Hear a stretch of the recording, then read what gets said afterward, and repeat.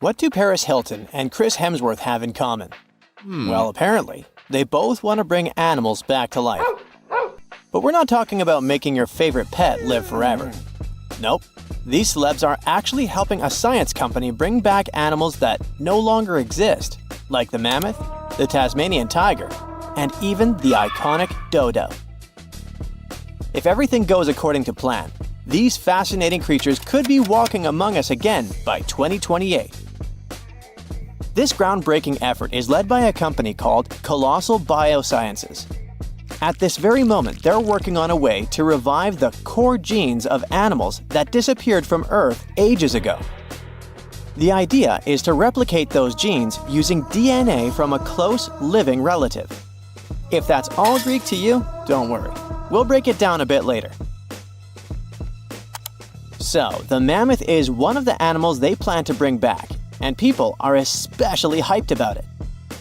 These incredible, massive creatures roamed parts of Africa, Europe, Asia, and North America until about 4,000 years ago.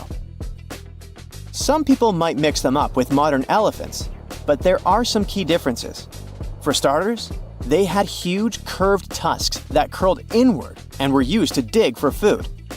They also adapted to survive in freezing climates, like having 2 layers of thick fur to keep their blood warm. But mammoths and elephants do have a lot in common. The woolly mammoth shares 99.5% of its genes with its closest relative, the Asian elephant. That's huge because it means that mammoths are genetically closer to Asian elephants than Asian elephants are to African elephants, for example. The company's bold plan is to create a living, walking elephant-mammoth hybrid that looks just like the ones that used to roam the planet. This animal will look like, walk like, and even sound like a woolly mammoth, but most importantly, it'll be able to live in the same ecosystem that the mammoth left behind.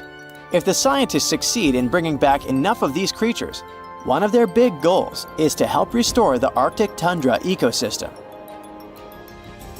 But how do they actually plan to create the mammoth? Here's their plan. First, they need to find well-preserved samples of woolly mammoths in places like Alaska, for example. Then they'll need to sequence the mammoth's genome and the genome of its closest relative, the Asian elephant. The next step is to identify the important genes that made the woolly mammoth perfectly adapted to cold temperatures, like its shaggy hair, curved tusks, and dome-shaped cranium. In other words, they need to identify which genes make the mammoth, well, the mammoth. Now comes the interesting part. They will use top-notch gene editing tools, kind of like scissors, to cut the Asian elephant DNA and replace those spots with the mammoth sequence. This will allow them to create a new cell line and, later, an embryo. This embryo will grow inside a healthy female Asian elephant, who will be the surrogate. And just like that, a new, cold-adapted elephant will be born.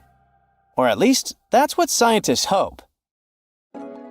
Specialists predict that this Mammoth 2.0 could be on Earth as early as 2028. The reason it will take a while is that their gestation period is around 22 months. But if that deadline feels too far for you, there is actually a chance we could get a surprise a lot sooner. That's because some of the other animals they plan to revive have a much shorter gestation period, like Australia's thylacine, also known as the Tasmanian tiger. The company is also doing whatever it takes to give this animal a second shot at life. And the good news is that the process seems to be well advanced. Recently, the group announced that the Tasmanian tiger's genome is about 99% complete. This animal was native to the Australian mainland and the islands of Tasmania and New Guinea. A big part of the Tasmanian tiger population disappeared over 3,000 years ago. But about 5,000 of them kept roaming around until pretty recently. It's believed that the last thylacine passed away in 1936. To revive the Tasmanian tiger, scientists first need a sample of the ancient animal. So they took RNA molecules from a 110-year-old preserved head that had been kept in ethanol.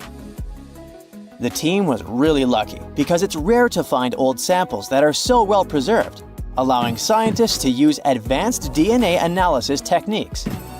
And by that, I mean they did a full, complete analysis.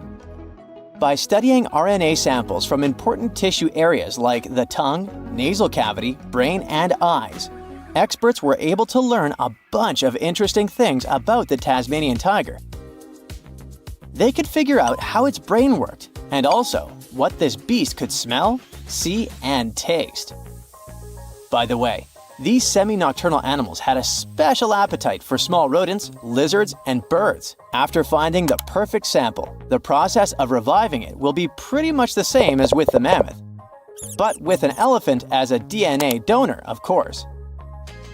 In the case of the Tasmanian tiger, its closest living relative is a small marsupial called the fat-tailed dunnart. Even though this animal is small, it is a ferocious carnivore. So experts believe the whole DNA editing process will work just fine with its sequence. Their goal is to turn a fat-tailed dunnart cell into a thylacine cell. To accomplish that, they did more than 300 unique genetic changes into a dunnart cell. So there is no doubt they're pushing all the boundaries to make the dream of reviving animals a reality. This project also plans to revive the iconic dodo. You know, that funny-looking bird from the paradisiacal island of Mauritius in the Indian Ocean? And here, things get a little trickier, since we don't know much about this creature, which has origins that go back about 23 million years. Basically, the only clues we have about what dodos looked like when they were alive come from a handful of drawings, paintings, and written descriptions from the 17th century. But since those pictures are all pretty different from each other, and only a few of them were based on real, live dodos, we're still not 100% sure what they actually looked like. And as for how they behaved, well, we don't know much about that either. That's why reviving this long-absent legend will be super interesting and really enlightening. The sample they used to extract an old dodo genome came from a skull in the collection of the Natural History Museum of Denmark. And the dodo's closest living relative, which will provide the host cells, is the Nicobar pigeon, a gray bird with colorful features found in the Andaman and Nicobar Islands in India. If everything goes smoothly, in a couple of years, we might see the fabulous and iconic dodo with our own eyes. Reviving animals might sound impossible, but science and technology together can be a real game changer, not only by protecting today's animals, but also by restoring species that disappeared from the planet long ago. Actually, we've already pulled this off. A wild goat called the bucardo, also known as the Pyrenean ibex, went extinct in the year 2000. But 3 years later, scientists managed to bring it back to life, using a method pretty similar to what we've talked about in this video. It took 57 tries, but one of them finally worked, and a bucardo clone was born. Unfortunately, the animal only lived for 10 minutes. You might think that wasn't a success, but it was actually a huge step forward in the whole animal revival field. Now, specialists can only hope the project to bring back the dodo, the mammoth, and the Tasmanian tiger go a bit better.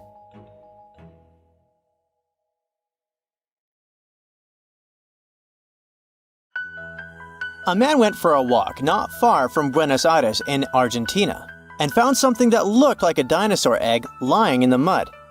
When he shared his find with his family, everyone thought it was a joke, but it was actually very real. Except it wasn't a dinosaur egg, but a glyptodont shell. These guys went extinct thousands of years ago. Some of them grew up to be the size of a small car. The Paleo-Indians, who were the ancestors of Native Americans, must have had a fun time living alongside those beasts. People keep finding similar black scaly shells, which are fossils of glyptodonts in the Americas. These creatures thrived in South America for tens of millions of years and also spread up north. They had thick armor, called a carapace, and tough, grooved teeth for eating grass. They weren't always giant, but it looks like a colder climate before the Ice Age, with open woodlands and plenty of grass, helped them evolve. It's pretty hard to hide when you're huge, so they may have developed their fused armor to protect themselves. One of the most famous types had a long tail with spikes that it used to fight other glyptodonts for territory or mates. Although they look similar, the ancient glyptodonts were really different from today's armadillos. Glyptodonts had a hard, heavy armor made of fused plates, and today's armadillos have flexible armor and can roll up into a ball to protect their soft tummies. Plus, glyptodonts ate grass using their grooved teeth, and armadillos prefer insects for lunch. But despite all the differences, recent studies of their DNA showed that glyptodonts actually belonged to the armadillo family. If you think the glyptodont was scary, just wait till you meet the giant short-faced bear. This bad guy grew to almost twice the height of Michael Jordan when it stood on its hind legs. It also weighed over 1,500 pounds, and it was able to run at the speed of over 40 miles per hour. This bear preferred meat to all other foods. Even its skull and teeth were designed for slicing through meat, and it had forward-facing eyes that gave it sharp vision. Its strong jaws and large muscles helped it crush bones to get to the nutritious marrow inside. The giant short-faced bear lived in places like Minnesota and west of the Mississippi River, all the way up to Alaska. It went after or scavenged big animals like bison, musk oxen, deer, and even ground sloths. But it eventually went extinct because its prey didn't survive the Ice Age. Today, the only living relative of the short-faced bears is the spectacled bear from South America. This guy is much smaller, about the size of a black bear, and it eats both plants and meat. Game of Thrones fans, the next one is for you. The orphaned wolf cubs adopted by the Stark family in the epic series were inspired by dire wolves. Their name translates from Latin as terrible wolf. These great uncles of modern dogs were almost 5 feet from head to tail and weighed around 150 to 200 pounds. The oldest record of the dire wolf is from 250,000 years ago.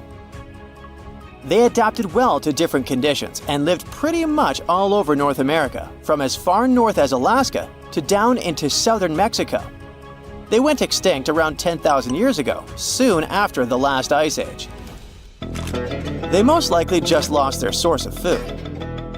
The closest we have to dire wolves now is the gray wolf, but don't get too upset. Scientists think they could be able to bring the dire wolf back to life. They can combine intact straps of their DNA, recovered from the museum specimens and the genome of modern dogs. One animal you definitely wouldn't want to be on the de-extinction program is the saber-toothed cat. This bad guy lived in prehistoric North America and parts of South America. And nope, it's not related to modern tigers or other cats. It just went extinct. It had the title of the most fearsome Ice Age predator for a long time, until scientists found out at least one species of it was more like a kitty cat. Smilodon, by the way, Diego from Ice Age was one of those, could only chomp down with 1/3 of the force of modern lions, but it could open its mouth at a 120 degrees angle, and it could wrestle even large prey to the ground with its powerful body, with disproportionately thick front legs and strong neck. The kitty was probably just too afraid to use its long and narrow teeth that could break easily. And one more detail. It had to have lips that could stretch well for the jaws to open wide, so it most likely drooled like a St. Bernard. Well, at least their teeth grew twice as fast as those of modern lions, and fully formed by the age of 3. The giant beavers, called castoroids, must have grown at the same rate, or so to get as big as a couch. They were about 8 feet long and weighed 200 pounds, which is as heavy as a large refrigerator. They had huge 6-inch long front teeth for gnawing, a narrow tail, and long, shaggy fur. This giant creature lived alongside mammoths and saber-toothed tigers in the woodlands of North America. Like today's beavers, the giant beaver probably spent a lot of time in the water since it was too heavy to move quickly on land. Unfortunately, we don't know for sure if giant beavers built equally giant dams. Even if they did, none of those structures survived over time. Some people think a giant beaver built a 4-foot-tall dam in Ohio, but it's just a guess. Eventually, the giant beaver disappeared, just like other big animals from the last ice age. Early human settlers in North America may have sped up its extinction, as they probably liked its thick fur and meat. By the Ice Age, mastodons, some remote offsprings of the early elephants from Africa, crossed a land bridge that once connected Siberia and Alaska and made it to North America. Mastodons, like woolly mammoths, had thick, shaggy fur that helped them keep warm in the cold climate of the Ice Age. But unlike the mammoths, who mostly grazed, mastodons were mostly browsers. They like to eat leaves from shrubs and the lower branches of trees. Scientists often find woolly mammoth fossils together, which means they probably lived in groups, like family herds. Mastodon fossils are usually lying alone. This means they may have preferred living on their own and only came together to mate or for a short time with their young. Sadly, both mastodons and woolly mammoths went extinct around 11,000 years ago, not long after the Ice Age.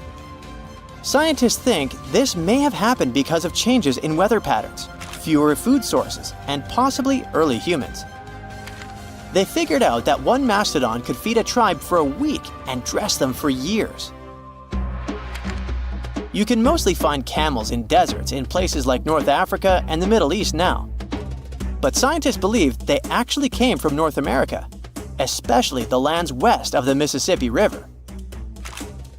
Fossils show that camels appeared on Earth about 44 million years ago. In 2015, a team of scientists from the University of Louisiana discovered the bones of a giant ancient camel in Oregon. This camel was between 12 and 14 feet tall, like a modern giraffe. It lived around 7 million years ago and had a long neck to help it reach high plants. About 6 million years ago, some early camels crossed into Asia over the Bering Strait land bridge. Once they arrived in Asia, these camels split into two types we know today: the Bactrian camel with 2 humps and the dromedary camel with 1 hump. You won't find wild camels in North America anymore, but some of their relatives, such as llamas, alpacas, and guanacos, still live in South America. A pre-Christmas miracle happened near the mouth of South Africa's Chalumna River on December 22, 1938. Marjorie Courtney Latimer, the curator of East London Museum, was on her routine visit to the docks. She was checking if there were any unusual catches from local fishermen. Suddenly, she spotted a strange fin sticking out of a pile of discarded fish. Intrigued, she cleaned off the slime to reveal an incredible discovery: a pale blue fish with silvery flecks, thin scales, and 4 fins that looked almost like limbs. And it was huge too, 5 feet long, weighing about 127 pounds. Marjorie actually specialized in birds, but she had always been fascinated by the natural world, including the ocean. She didn't know what the fish was, but she had a feeling that it was something special. So she had the fish loaded into a taxi and taken to her museum.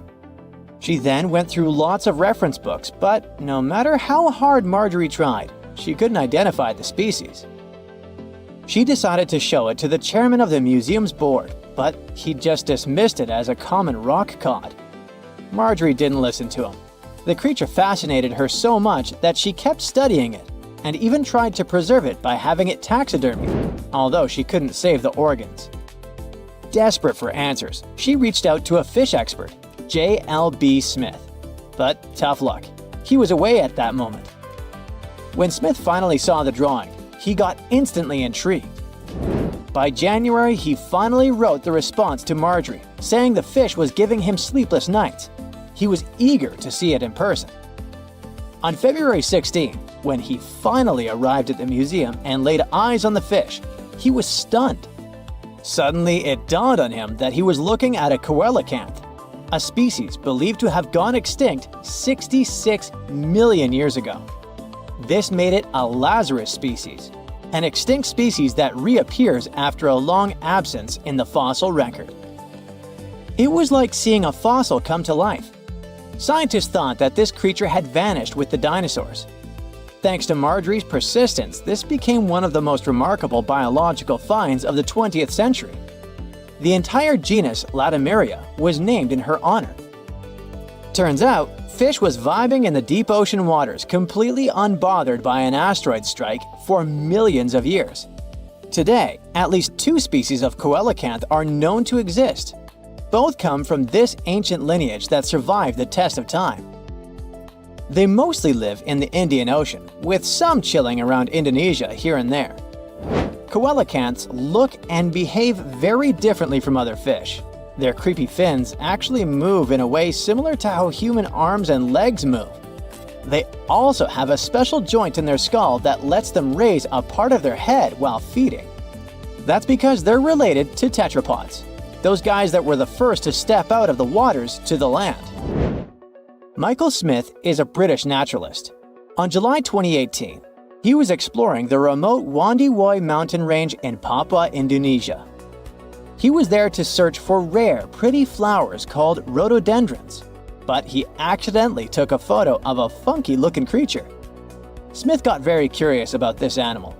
He then returned for another expedition, this time with a local guide. He spent 10 tough days searching high in the mountains. The terrain was harsh, with constant rain, slippery ground, and leeches crawling into their boots. When they were already exhausted and close to giving up, the miracle happened.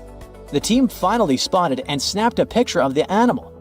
This cute thing turned out to be the Wandiwoi tree kangaroo, the one thought to be extinct for 90 years. The first time it was discovered was 1928. It's a sad story. A biologist spotted it while studying the area, and this was the first and the last time we saw that animal. But as it turned out, it wasn't extinct at all. It's just a very elusive and sneaky creature. This marsupial lives in small, isolated, steep and misty forests. Very few people venture there, all because of the reasons we mentioned: the rugged terrain, dense bamboo thickets, lack of water. Even the local hunters had never seen one. They're super cute with their round face, reddish fur, and appearance that looks like a mix of a monkey and a bear. It's a weird type of kangaroo that jumps on the trees, not the land. When Michael Smith rediscovered it, he immediately contacted experts, including a specialist on tree kangaroos. The discovery was confirmed. Even though it's still hard to catch these creatures in the wild, they're still a mystery to science, and scientists try to protect the species. In 1996, researchers from the Wildlife Conservation Society were walking around the meat market in Thakek, Laos. Suddenly, they spotted a bunch of weird rats. Yeah, it may seem to be a common thing for a market, but those were no simple rats at all. At first, they thought it was a new species. They called this new rodent the Laotian rock rat. This animal was so different from other rodents that biologists wanted to place it in its own family. But in 2006, Mary Dawson and her team challenged this idea. They suggested that the Laotian rock rat might actually belong to an ancient family of rodents, the ones that were believed to have been extinct for 11 million years. In the same year, scientists finally captured and documented a live specimen. And guess what? Those were indeed those ancient rats. They didn't go extinct. They just preferred to avoid the spotlight and decided to go vibe in the limestone karsts of Laos and a small part of Vietnam. Turns out, the locals were even familiar with the rodent, regularly trapping it for food. Right, that must be the true reason for their hermit lifestyle. Now, these guys are a huge interest for scientists and are being studied carefully. In 2019, some scientists went on a joint expedition on Fernandina Island in the Galapagos archipelago. During the expedition, the team started noticing weird things: tracks, scat, and claw marks on trees. By following them, they suddenly discovered the culprit: a mysterious turtle that was sitting on a high elevation on the volcanic island. It was a lone female tortoise. They nicknamed her Fernanda. That's because they recognized her as a Fernandina giant tortoise, a species that was thought to have been extinct for 112 years. The last time we've ever seen this species was in 1906, when scientists found a male tortoise and sent it to the California Academy of Sciences. They thought that volcanic eruptions and extensive hunting caused the species to completely disappear. This was a huge deal. It provided hope for the survival of the Fernandina giant tortoise. Park rangers said that they saw signs of at least 2 other tortoises, so maybe they'll be able to find them soon. The Galapagos Conservancy has launched fundraising efforts to support further expeditions. In July of 2007, Luis Enrique Minguez was hiking in La Palma, a small island in the Canary Islands. He's a researcher in the Institute of Ecology and Conservation. While he was walking through the northeastern part of the island, he spotted an interesting lizard. The lizard was almost 12 inches long. He saw it near a forest trail, about 147 feet above sea level. Minguez took a photo of the lizard and shared it with his buddy researchers. After seeing the pictures, they realized that it was the long-lost La Palma giant lizard. This species was presumed to be extinct for centuries. They thought that it disappeared within the last 500 years due to being hunted by cats and habitat destruction. Unfortunately, even though they were super hyped up at first, things didn't go so well next time. They did some follow-up expeditions in October of 2007, and then some more, but they couldn't spot the lizard anywhere again since then. The lizard probably lived in very high and dry spots of the island. Researchers hope to discover at least some of the lizards in the future and help them thrive once again. Something exciting and kinda unexpected popped out among the rocks of the Ica Valley in Peru. The bones of a really old whale that lived almost 40 million years ago. At first, no one was really impressed because the bones they found were big and weirdly shaped, so people just thought they were looking at giant boulders.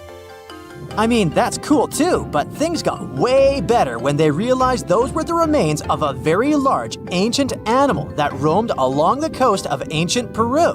Plus, it was probably the heaviest creature that ever lived. Sorry, blue whale, I know you worked hard to get to the top. The length of over 100 feet and weight of more than 200 tons brought you the status of the biggest animal on our planet. But it seems you've held the title long enough. Time to hand it over to our next candidate, and that one's really gigantic. This ocean beast was probably shorter than the blue whale, but heavier, with a weight that could be between 93 tons and 370 tons. If it's closer to the higher number, it'll make Paracetus the biggest animal ever known to have lived on Earth. And it seems its weight was the result of having extremely thick, dense bones. You can see such bones today in manatees or some other early whales. Dense bones are a great tool for such marine mammals. This feature makes them heavy and allows them to stay submerged most of the time. But at the same time, if their body was too heavy, they would end up sinking all the time, and they would waste too much energy to move back up to the surface. So, to avoid sinking, marine mammals need to have enough lighter tissues, like muscles and fat, to help them float in the water without using too much energy. Now, scientists didn't have the whole skeleton, which makes it hard to tell how big the animal was. But they used the ratio of the heavy bones to the lighter tissues in other marine mammals to estimate the overall weight of this giant ancient whale. Experts found these fossils about 13 years ago and spent the next decade freeing the whale from the rock. Its anatomy and age showed this whale was a cousin of Basilosaurus, a whale that had a long snout full of sharp teeth, and a sleek body similar to that of an eel. Even if Paracetus wasn't bigger than the blue whale, it was still a giant that ruled the ocean depths. Unlike modern whales, there's a possibility that this ancient fellow was a predator that liked to go after bigger prey. And this also changes how we see the history of whales. Scientists used to think these magnificent creatures became really big about 5 million years ago when they started eating lots of small creatures. But here's the proof that giant whales existed even before that. But it's still unclear how this whale managed to find enough food to sustain its enormous body. Plus, it's still hard to tell what exactly this ancient creature had on its menu. It was pretty large and not such a fast swimmer, so it's possible it searched for food in shallow waters. Then it probably ate crustaceans, clams, or some other small animals hiding in the sand. One theory says it was a scavenger, which basically means it munched on remains of everything that would come its way. It's not so unusual to find marine animals in deserts. Many of these regions used to be covered with water anyway. The Sahara in Africa is a perfect example. About 50 to 100 million years ago, this was not a dry desert, but a shallow saltwater body called the Trans-Saharan Seaway. The land is not wet there anymore, of course, but people who lived in that area knew about it because they used to find old shells across the desert. The sea was about 164 feet deep. That sounds enough for a nice swim. Some would say this area looked like modern Puerto Rico, with lots of sun and shallow water. Mangrove forests were a common thing as well as seafloors covered with mollusks, like snails and clams. The marine sediment that was left behind after the sea had dried up is full of different fossils. And the animal that lived in that ancient underwater world didn't look friendly. Plus, they were much bigger than their relatives from modern times, so a regular-sized human would end up as a snack, not even a whole meal. Normally, when animals live on small islands, they can become much bigger than their relatives from the mainland. This is something we call island gigantism, and it happens because there are more resources or fewer predators on islands. Maybe the same thing happened in the Trans-Saharan Seaway. Even though it wasn't an actual island, the water moved in and out, which created little pockets of water. And specific conditions in these pockets might have helped animals grow bigger. So we're talking about giant sea snakes, catfish, and fish that no longer exist today. One had incredibly strong jaws, and the animal used them to eat hard things and even crush shells. Their teeth showed they were fierce predators other animals had every reason to be afraid of. They went through some changes when it came to diet, similar to some types of piranhas. And the competition to get to the top of the food chain wasn't a joke. Not when there were also such large predators as sharks, crocodiles, and ancient relatives of elephants. Sahara went through different phases. If you could use a time machine and take a peek at Earth's largest hot desert as it was about 6,000 years ago, you wouldn't have to struggle with sand and heat. You'd have a nice walk through a green and pretty lush place. In the past, people who lived in that area didn't leave drawings on cave walls that showed camels, sand dunes, and scorpions. All those things you'd see in today's Sahara. Instead, they drew crocodiles. That's additional evidence that the Sahara used to have a lot of water and plants enough to support these big yet scary animals. Around 3 billion years ago, Earth might have been mostly covered with water. Today, it's about 71% of its surface, but it seems that our planet used to be a giant ocean world with no continents at all, just some scattered islands. Scientists studied special rocks in Western Australia that formed in a place deep under the ocean called a hydrothermal vent system. To explain this better, it's important to mention two common oxygen types, O16 and O18. O18 is heavier because it has extra neutrons. O16 evaporates from water more easily, and as researchers studied an old ocean floor, they found a lot of O18, more than in today's oceans. This way, they realized ancient Earth had less dry land than Earth today. Australia is a good spot to conduct these studies because a long time ago, it also used to be a beautiful place with large animals and lush rainforests. But as time went by, the land became drier and Australia had more deserts formed, such as the Great Victoria Desert. Rainforest remained only on the edges of the continent. What happens with deserts across the globe is called desertification. That's when land that used to be good for growing things turns into a desert or something similar. Our planet changes over time, together with its climate. But desertification also happens because of human activities, like mining, farming, and building cities. And when land turns into a desert, it's a problem because it can't support people and animals anymore. Food doesn't grow there.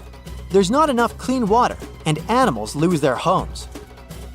To help with this problem, there's a plan many countries agreed to. They decided to work with farmers to take care of the land, fix damaged areas, and manage water better. All in all, to make our planet a better place for life. Every species on Earth, you, me, and that nasty neighbor of yours, is destined to go extinct someday. Just like what happened to the woolly mammoths and saber-toothed tigers. Stats aren't bright. Scientists say that 99% of all animals that ever lived are now extinct. Hey, what's that look on your face? Going extinct is not the end of the story. Now listen up. Mammoths might make the greatest comeback ever and even be the key to saving humanity.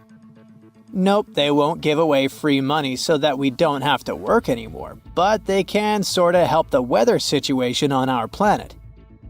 In the Arctic tundra, there's this ground called permafrost. It's like soil in the form of ice. Soil turns permafrost when it stays super cold for 2 years straight. But now, permafrost is actively thawing out, and it's bad news for, well, everyone. Because while thawing, it releases a lot of carbon into the air. But what if we had large animals like mammoths there today? They would churn up the soil. The ground would freeze more deeply in winter.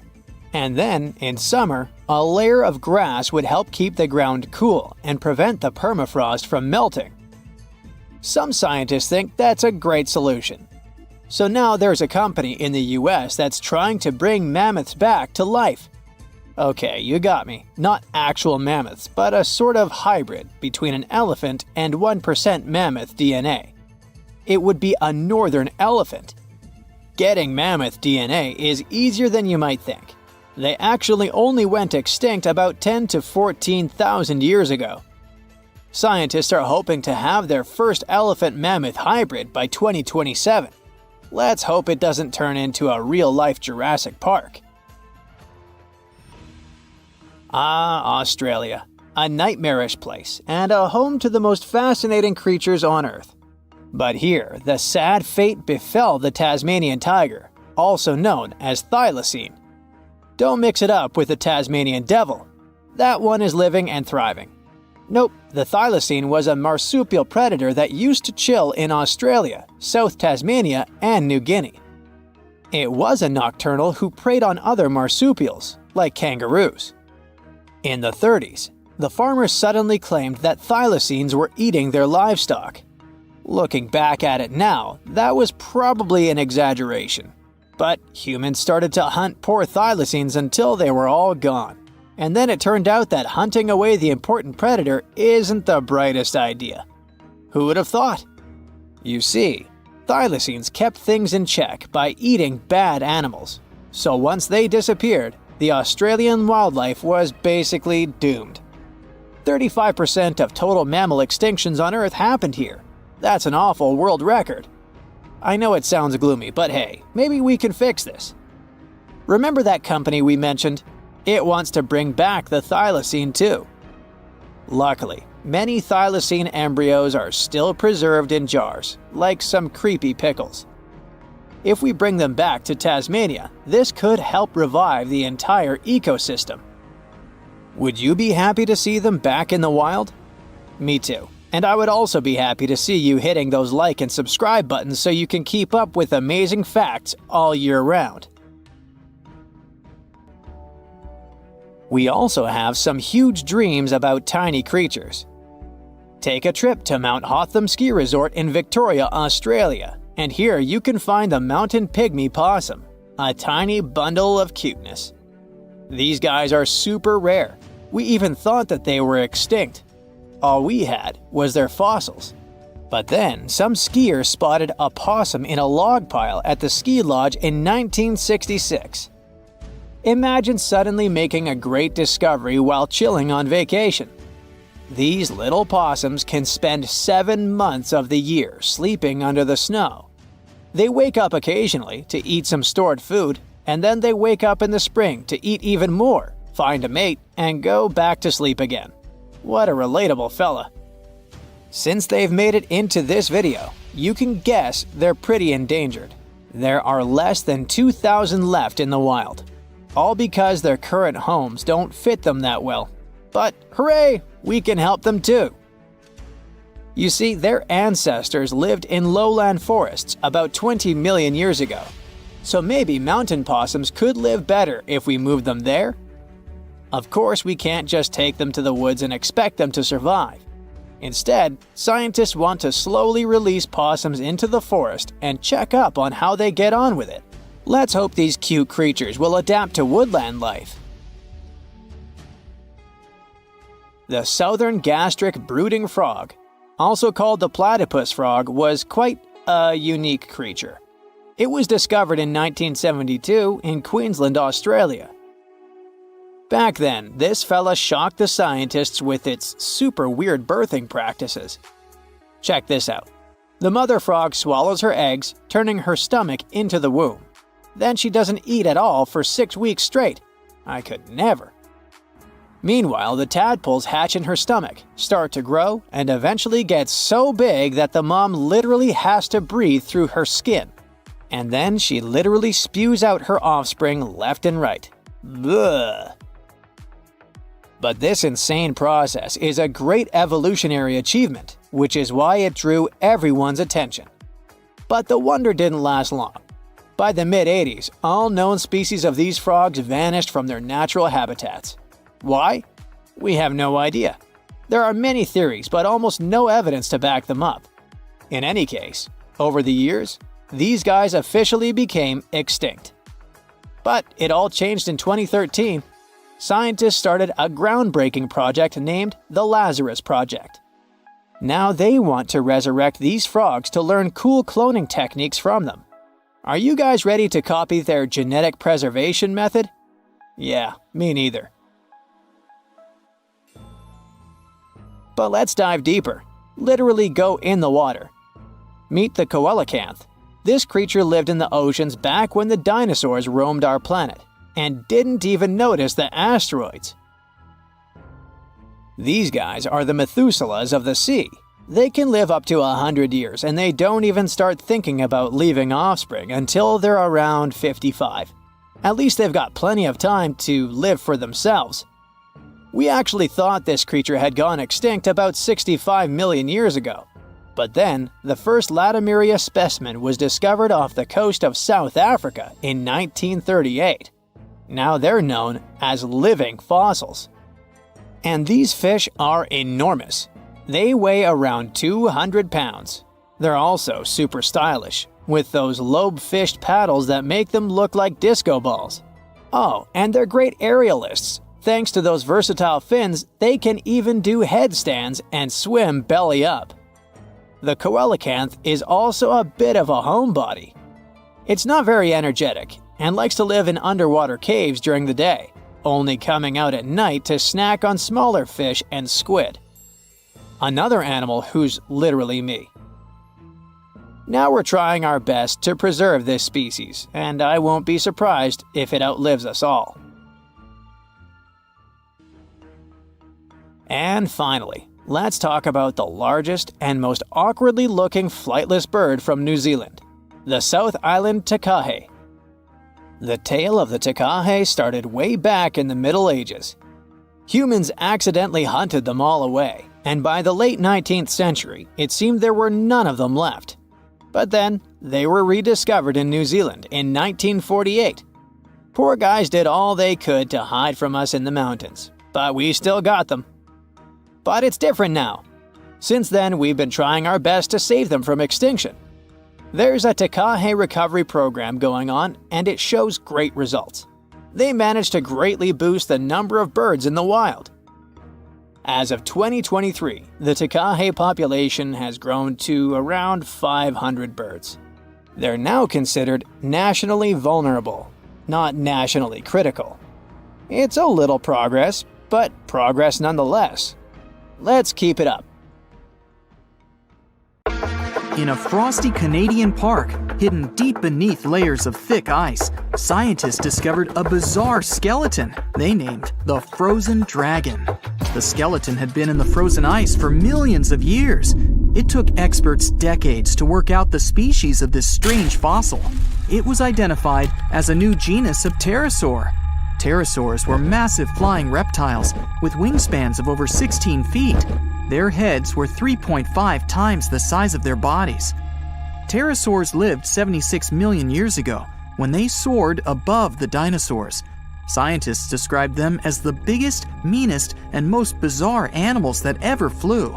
The new genus has been named Cryodragon boreas, which translates to frozen dragon of the north winds.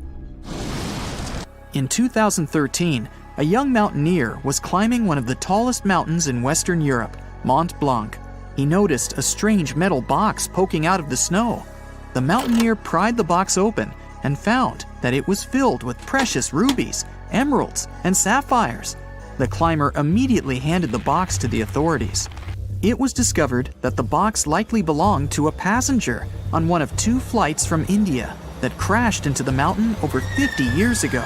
The box was valued to be worth over $200,000, and authorities are still searching for the heir to the small box of treasures.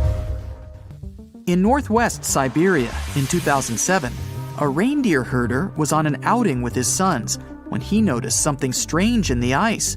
The man realized it was a frozen mammoth calf and immediately contacted the local museum. The calf was named Luba and was the best preserved mammoth mummy in the world at the time of its discovery. Luba had been in the ice for 41,800 years and is around 30 to 35 days old. From trunk to tail, the mammoth calf is roughly the same size as a large calf. If you're interested in seeing for yourself, Luba travels to museums all around the world. On the frozen continent of Antarctica, covered in layers of ice and snow, is Mount Erebus, the frozen volcano. The volcano was discovered in the middle of an eruption in 1841 by explorers on an Arctic expedition. The volcano is over 12,000 feet tall and has been active for the last 1.3 million years.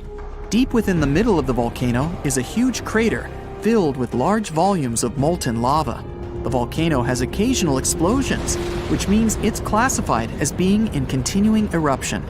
However, these eruptions are nothing to worry about because they're generally rather small. Back in 1991, 2 hikers were traveling across the Italian Alps when they stumbled across a body that they presumed to belong to a recently lost hiker. The duo trudged back down the mountain to report their unfortunate findings. Once the remains were recovered, it was clear that the body was not recent at all. Scientists determined that the Iceman was more than 5,000 years old and named him Otzi. The discovery was unlike anything scientists had ever before seen because the body was so well preserved. For years, Otzi was studied by scientists who discovered that our ancestors have a lot more in common with us than we ever knew before. Otzi was covered in ink body art. Research done on the contents of his stomach revealed that his last meal was dry cured meat, similar to the bacon we eat today. Otzi has at least 19 relatives living today, somewhere in Central Europe. Scientists were researching ancient squirrel burrows in Siberia when they came across something interesting. One of the squirrels had hidden away precious seeds deep beneath the ground. The seeds had been encased in ice for 32,000 years. The seeds were for the flower Silene stenophilia, which had long since gone extinct. Amazingly, scientists were able to recover plant tissue from inside the seeds and grow an entire crop of flowers. They've since reintroduced the previously extinct flower to natural habitats all across the world. In 1930, a team of Norwegian scientists sailed around the Arctic Ocean, conducting research on the seas and glaciers.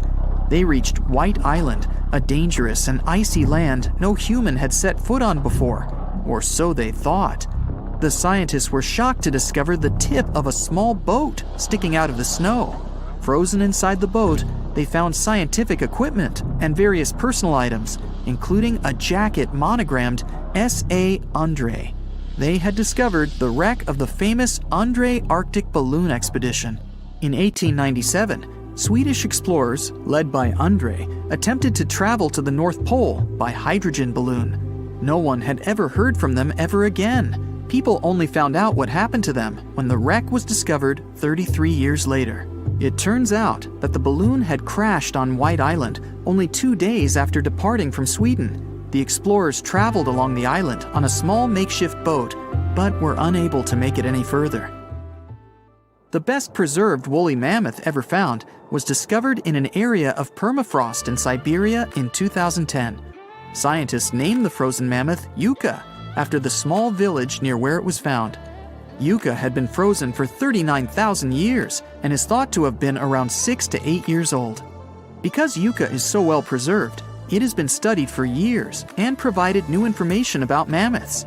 In 2019, scientists reported that they were able to activate cells taken from Yucca's tissue. Maybe one day we'll have woolly mammoths roaming the land. From looking at pictures and videos of Antarctica, the continent appears to be freezing cold, covered in snow, and flat, except for a few small hills. Scientists believe that too. When studying the Gomburtsev Mountains in the early 2000s, they were shocked to discover that the small rocky hills were actually the peak of a gigantic mountain formation under a mile of snow.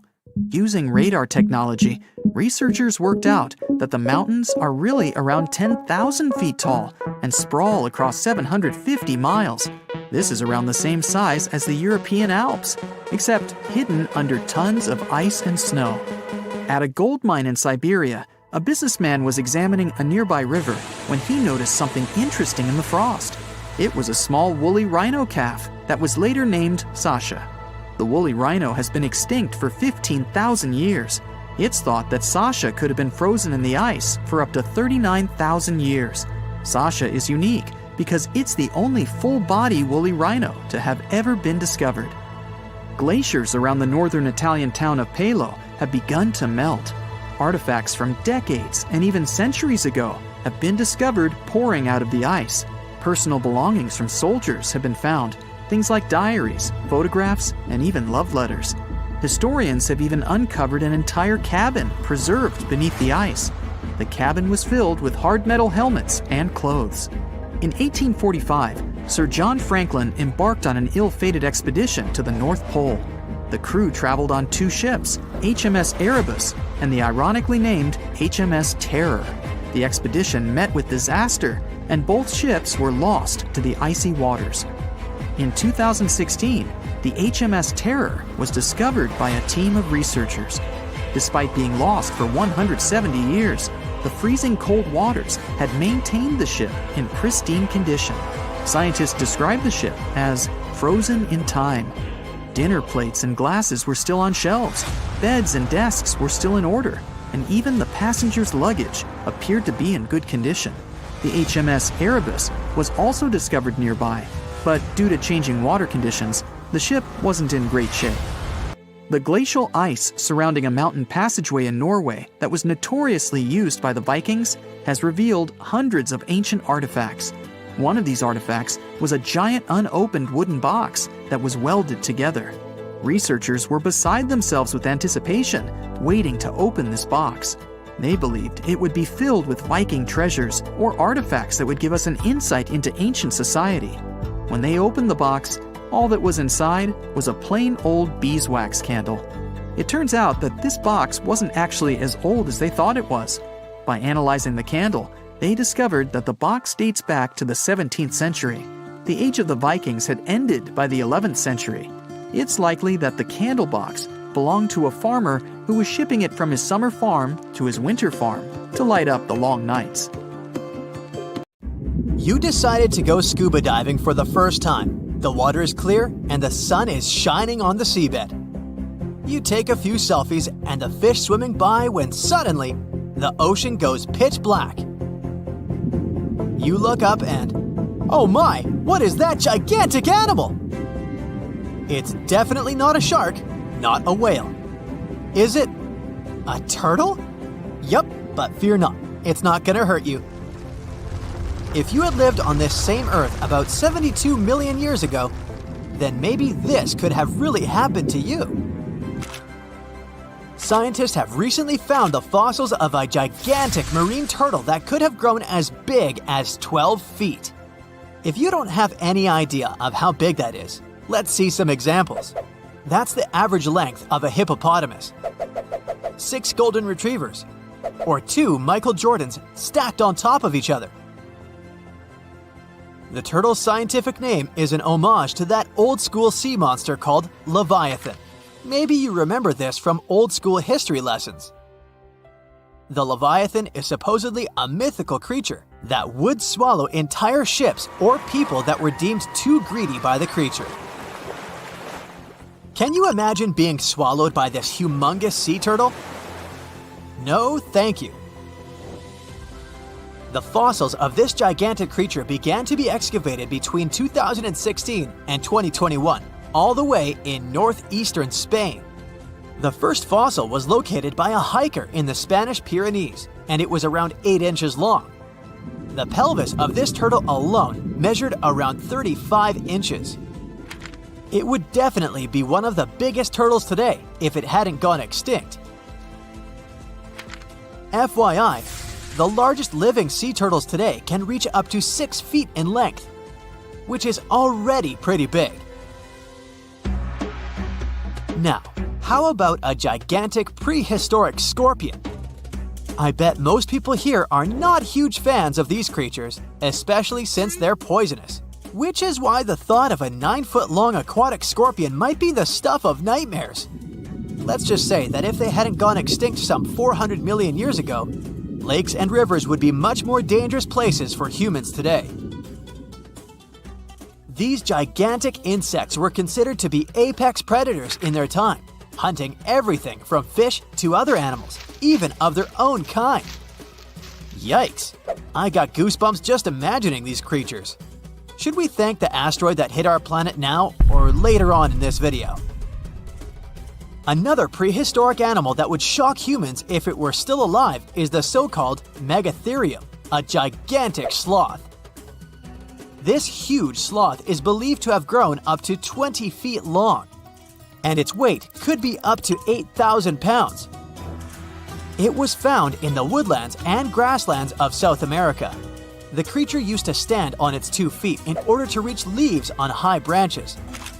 These giant sloths had huge claws.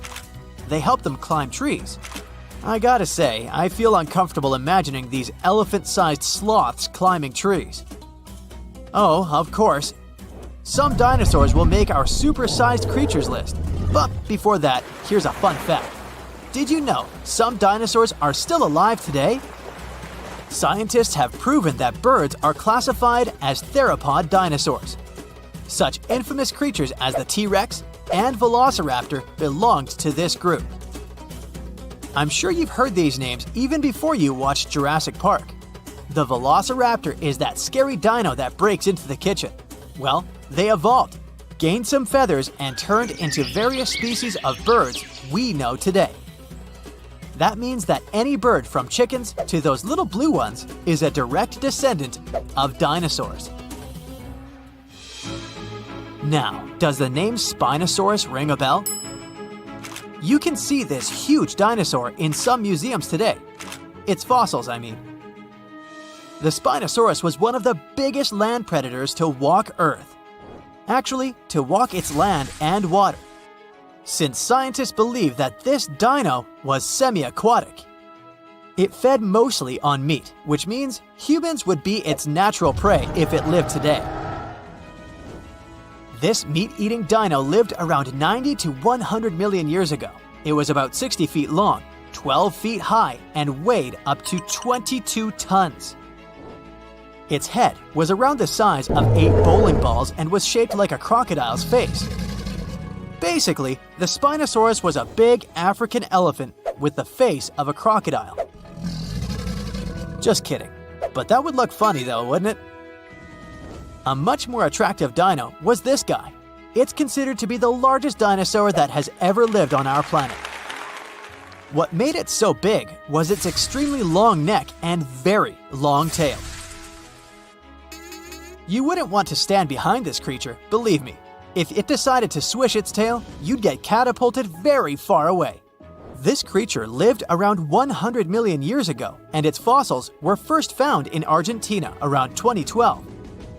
The dino measured 120 feet from head to tail, which made it almost as big as an American football field in width. And have I mentioned it weighed almost as much as a space shuttle? A staggering 75 tons. If it had been a carnivore, it would have probably been the greatest predator. But this big guy was a peaceful herbivore that had such a long neck that it could eat leaves from high trees. Cute, right?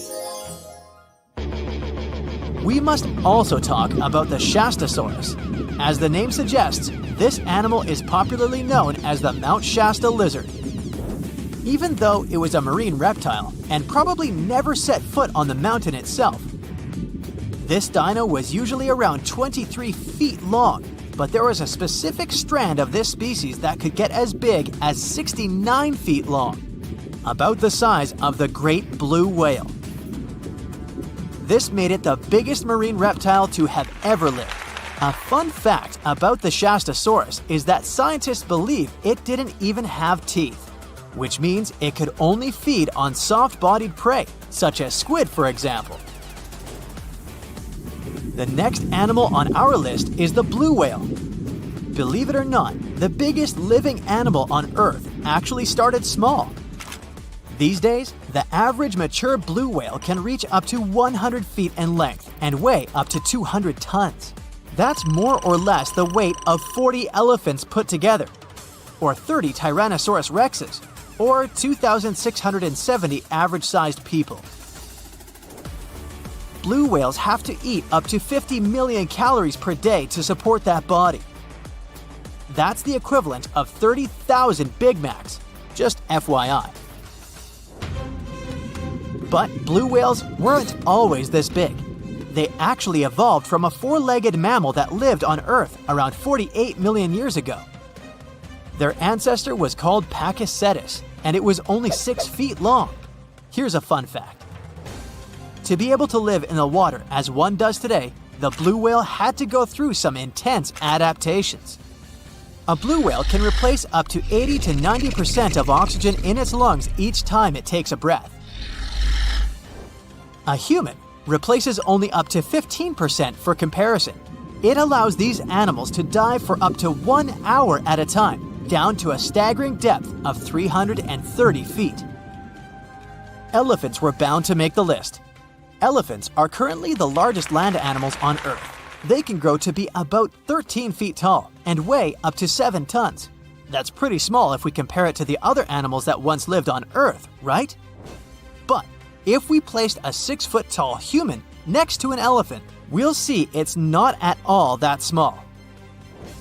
African elephants are bigger than their close relatives, Asian elephants, and they have a similar lifespan to humans, up to 70 years. Pokemon might have made us collectively wish that salamanders were real-life dragons, although they're not.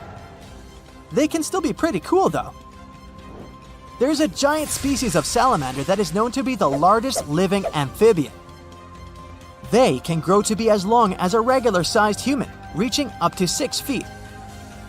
I bet that wouldn't be a pleasant underwater encounter. Now imagine a creature with a body that is reminiscent of a cuttlefish, with eyes sticking out from stalks like a funky headband, fins on its tail, and a long skinny nose ending in a mouth full of teeth. Or maybe this thing could be a claw. Yep, the Tully monster is on the move. It's definitely one of those freaky creatures you wouldn't like to face while scuba diving somewhere. Luckily, it went extinct 300 million years ago. This unusual marine beast was discovered in the 1950s in Illinois, and scientists couldn't even agree what it really was. Some thought it was a vertebrate, which means a group of creatures with a spine, like us humans. But a team of researchers in Japan studied many fossils of the Tully monster, using advanced laser scanning technology to check them in detail in 3 dimensions. There's still a lot they don't know about the Tully monster, but they managed to realize it didn't have any spine at all. Now, the next step was to see what type of invertebrate it was. Could it be vertebrate-like, such as a land sled? Or are we talking about something closer to snails and worms? They also discovered the creature had segmentation in the head area that extended from its body, and that's not something bony creatures have. Still, in recent years, some researchers had the idea the Tully beastie could be related to jawless fish, such as lampreys. These fellows belong to the most ancient group of vertebrates, and are not pleasant to see either. In the case of lampreys, we're not talking about extinct animals. They're still out there somewhere, wandering the ocean and scaring other animals, or you, if you see it in the northern and western parts of the Atlantic Ocean where they live. And they've been here really long, even before the dinosaurs. A long time ago, long before humans or I even existed, there were eurypterids, weird creatures from a group we call arthropods, which includes spiders, insects, and crabs. But eurypterids were unlike anything you've ever seen before. They had a body shape similar to horseshoe crabs, with many segments that made up their body. Instead of legs, they had special appendages at the front that acted like oars. Some even call them giant scorpions, but most eurypterids were actually quite small, except for this special one, which was truly enormous. It could grow to a staggering length of about 8 feet.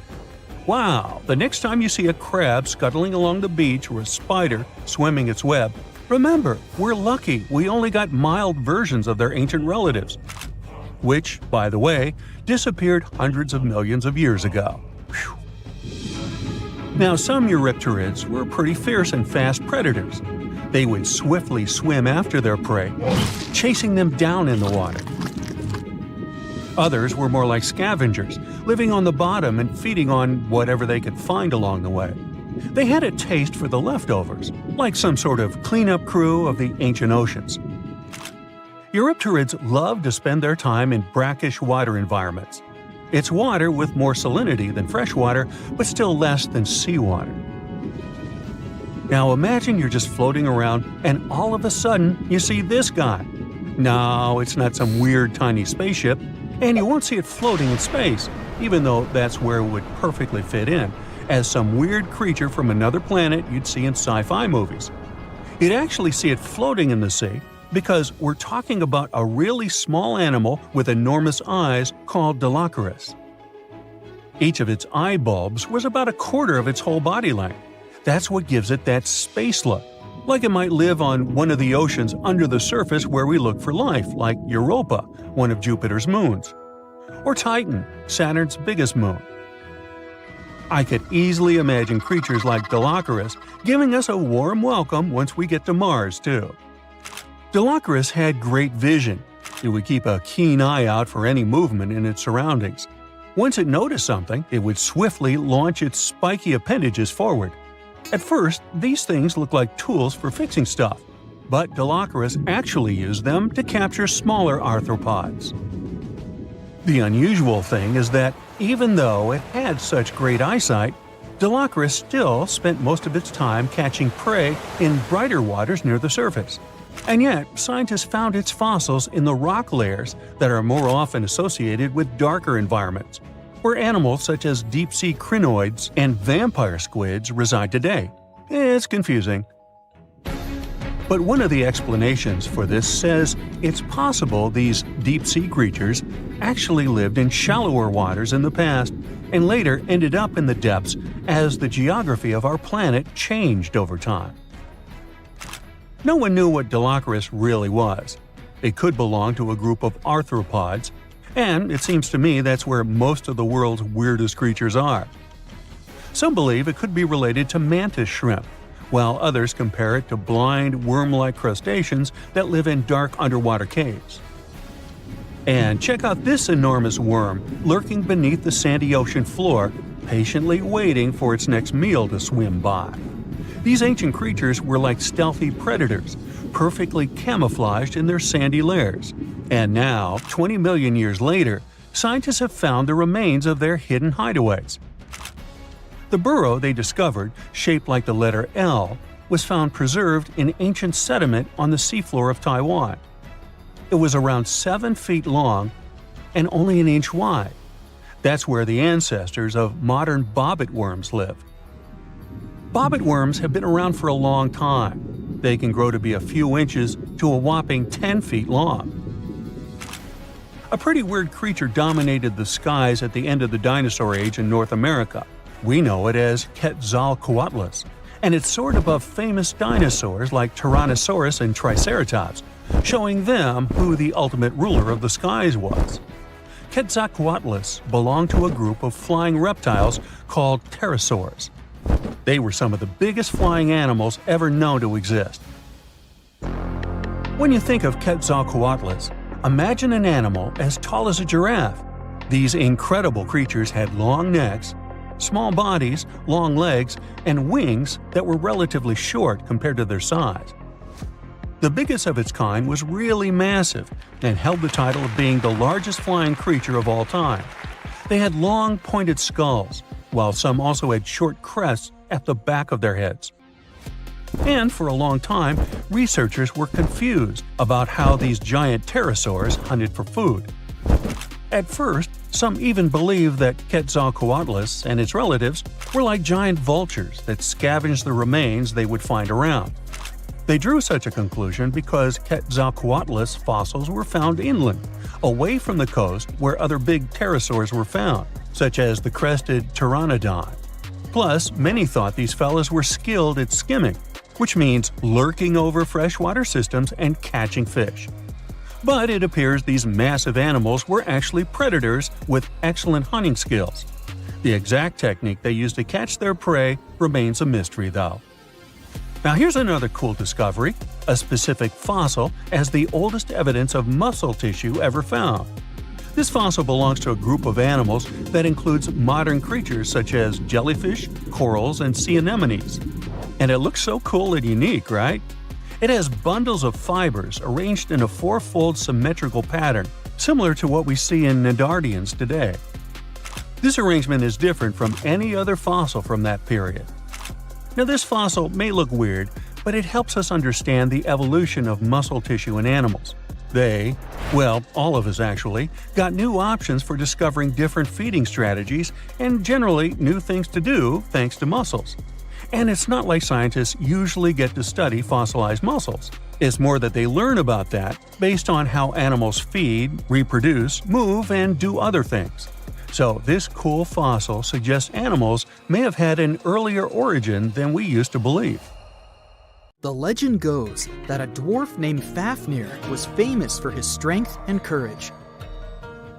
Because of his qualities, he was tasked with protecting their kingdom. Dwarves were known to gather a lot of wealth, so a bit of added security was a must. I mean, they lived in a house made from gold and precious gems.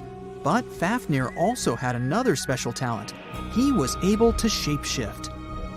Tricked by Loki, the Norse spirit of mischief, Fafnir was taken over by his greed and the shine of his father's treasure. He decided he did not want to share any of it, not even with his father or his brothers.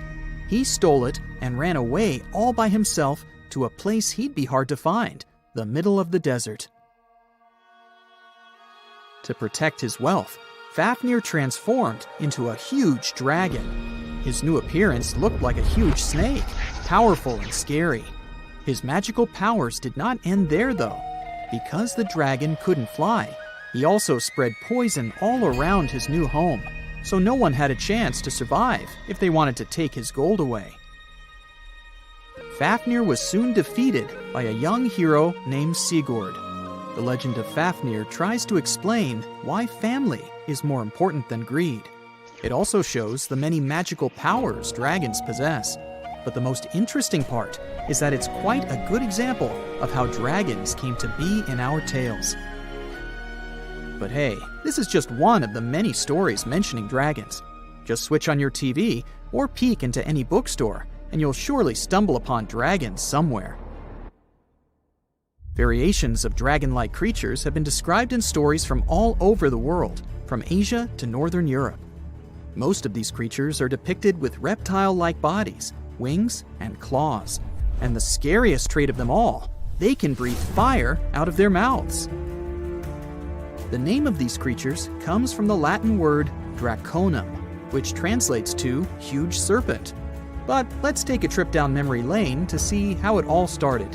An Asian historian, for example, discovered some fossils back in the 4th century BCE and decided that he'd stumbled upon dragons. It's easy to understand why he got so confused if you look at a fossilized stegosaurus. It was 30 feet long, 14 feet tall, and covered in armored plates and spikes. The Nile crocodile might have gotten mistaken for a dragon too. It still exists today and lives in sub-Saharan Africa, but it may have been more popular in ancient times. When reaching maturity, Nile crocodiles can grow up to 18 feet long. But that's not all. It can even walk with its body off the ground, and some were even pictured standing on their 2 back legs. Goannas are dragon-like lizards that live in Australia. Large as they are, they also have razor-sharp teeth and claws, and are also known to even produce venom. It's easy to see why goannas may be the source for the Australian version of dragons. When humans first discovered whale bones back in the day, we had no idea these animals lived in the sea. Given their size, we surely must have thought they were dangerous. And because we rarely see whales, if we don't go underwater of course, they were poorly understood and easily mistaken for dragons too. Probably the most interesting source of dragon mythology is actually the human brain. In a book called An Instinct for Dragons, there was a theory which claimed that dragons existed in almost all ancient cultures because we had evolved to fear large predators to survive. We aren't the only mammals to do this. Monkeys have an innate fear of snakes and large cats too, for example. When you combine these natural traits with folklore, you get a lot of dragon stories everywhere, adapted to each region. Reptilian beasts with magical powers date back as far as the origins of human civilization itself. I'm talking about ancient Mesopotamia. Humans back then used to believe in all sorts of creatures, but their head spirit was Marduk, the patron of the city of Babylon. If you look at the artwork from back then, Marduk was depicted with a snake-like dragon at his side. It could be either nice or vengeful, depending on what mood it was in. If you want to sign up to become a dragon, the first thing they'll ask you at the interview will be if you can breathe fire, of course. So scientists have tried to look into some ways that could make it real for dragons to breathe out fire without damaging their throats. To do that, they examined the bombardier beetle. This eccentric insect can pack up some really hot substances in its belly. Once the creature gets bothered by something, it shoots out a fiery load of chemicals. In all fairness, it's not really fire, but it does burn, so it's close enough. Going back to dragons, they'd need to have similar glands in their throats to produce the same effect. But where do dragons come from? They didn't just appear out of nowhere, regardless of the source you consult. Some tales, like that of Fafnir, say that even humans can turn into dragons, but the most popular theory is that dragons start out as eggs. Some sources even draft a series of stages a dragon has to go through during its life. Everything starts with hatching. Dragons are said to eat their way out of those shells and break the sides of the egg. Then there's the wormling stage, which is what dragon specialists, or dragonologists if you like, call a newly hatched dragon. It's still small and weak, but don't worry, it can take care of itself pretty well. The rest of a dragon's life stages are pretty self-explanatory. There are grown-up dragons, then ancient ones. A dragon's life ends when it reaches the twilight stage. Some sources claim dragons never stopped growing. Others even say they never reach the end of their lives. They just pass on to another type of spiritual existence. Dragons are known to be the symbol of a lot of different things. But that all depends on their origin. In some regions of Asia, they are known to bring luck, power, and wealth. To become a powerful warrior in Britain, you'd need to first defeat a dragon. That's why you often see them on flags. The flag of Wales, for example, has a large red dragon on a green and white background. Western stories aren't as nice to dragons. They are often seen as evil and vengeful. Another myth associated with dragons is that they love gold and precious stones. This greedy side of their temperament seems to date back to ancient Greece, where dragons were tasked with guarding treasures. Some of these guarding dragons were seen in such tales as The Hobbit and in the Harry Potter series. As for dragons' magical abilities, they also vary a lot. Some were said to have blood with supernatural properties. Some were rumored to be able to speak. Others were famous for their wisdom. A lot of dragons in ancient literature could fly or shapeshift, even into humans. Some real-life creatures got their names thanks to bearing a resemblance to dragons, like the dragonfly that has more than 5,000 subspecies we know about. It got its name from folklore tales, as Europeans in the Middle Ages saw it as an evil insect. Dragonflies were accused of some really nasty things, like biting people's eyes and mouths. But the creature that resembles mythical dragons most is a reptile called the flying dragon. They're seen in wooded areas of Southeast Asia. They don't really have wings per se, but parts of their ribs are elongated to support some extra skin that allows them to leap through the air between trees. Those wings are also brightly colored and contrast with their brown bodies. Now here's something. Baltic amber is one of the most common resins found in the world. The reason for this is that due to the vast forests of pine, their numerous deposits are so common, they provide wonderful treasures from long ago. Ants are especially common in the Baltic amber, which comes from pine trees. Its resin is rich in sugar, so the ants often live amongst the trees, close to the easy source of food. One block found in East Germany has preserved one ant that is estimated to be about 48 million years old. Think of the birthday cake. But what makes this find interesting is another animal inside the amber. It's a mite, notorious hunters in the insect world, capable of traveling at great speed. These guys quickly latch onto their hosts, sucking them dry. They're also capable of destroying entire hives in one go. And within this piece of amber, the amber provides a display of their final struggle.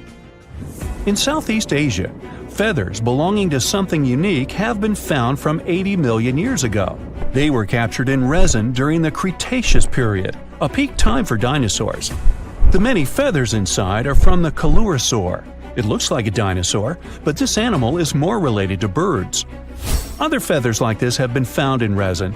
They belong to avian and other non-flying dinosaurs. The discoveries have helped reimagine what dinosaurs actually look like. Still, dinosaurs may have had feathers instead of being completely bald. Of course, for most of them, the feathers weren't used for flying, but they helped the dinos stay warm. However, the feathers weren't all that was found, and a part of the coelurosaur's tail is also preserved. Still, it's so small and ancient that its DNA hasn't survived to map their entire genome. The enclosed tail is also very delicate, and it can't be removed from its protective amber shell. But although these findings can only be observed, they've still provided a great insight in the evolution of birds. But how does amber preserve things so effectively, even at the initial stages? The trees produce the resin to protect any small gaps in the bark against feeding insects.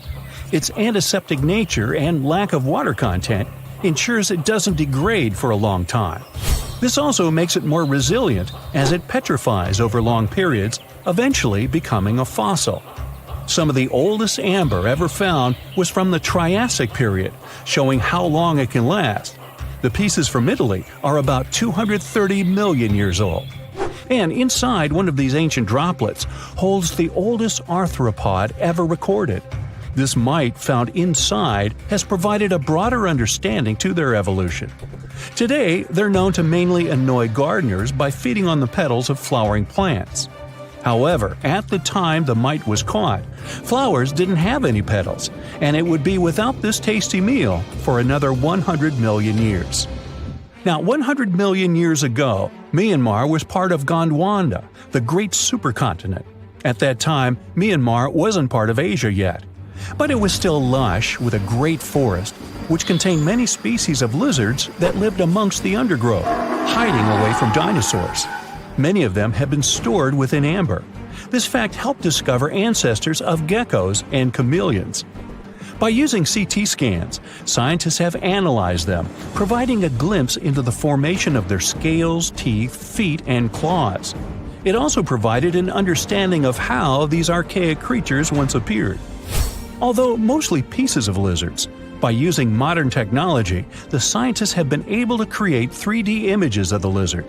These images can reveal how those guys appeared in their full form.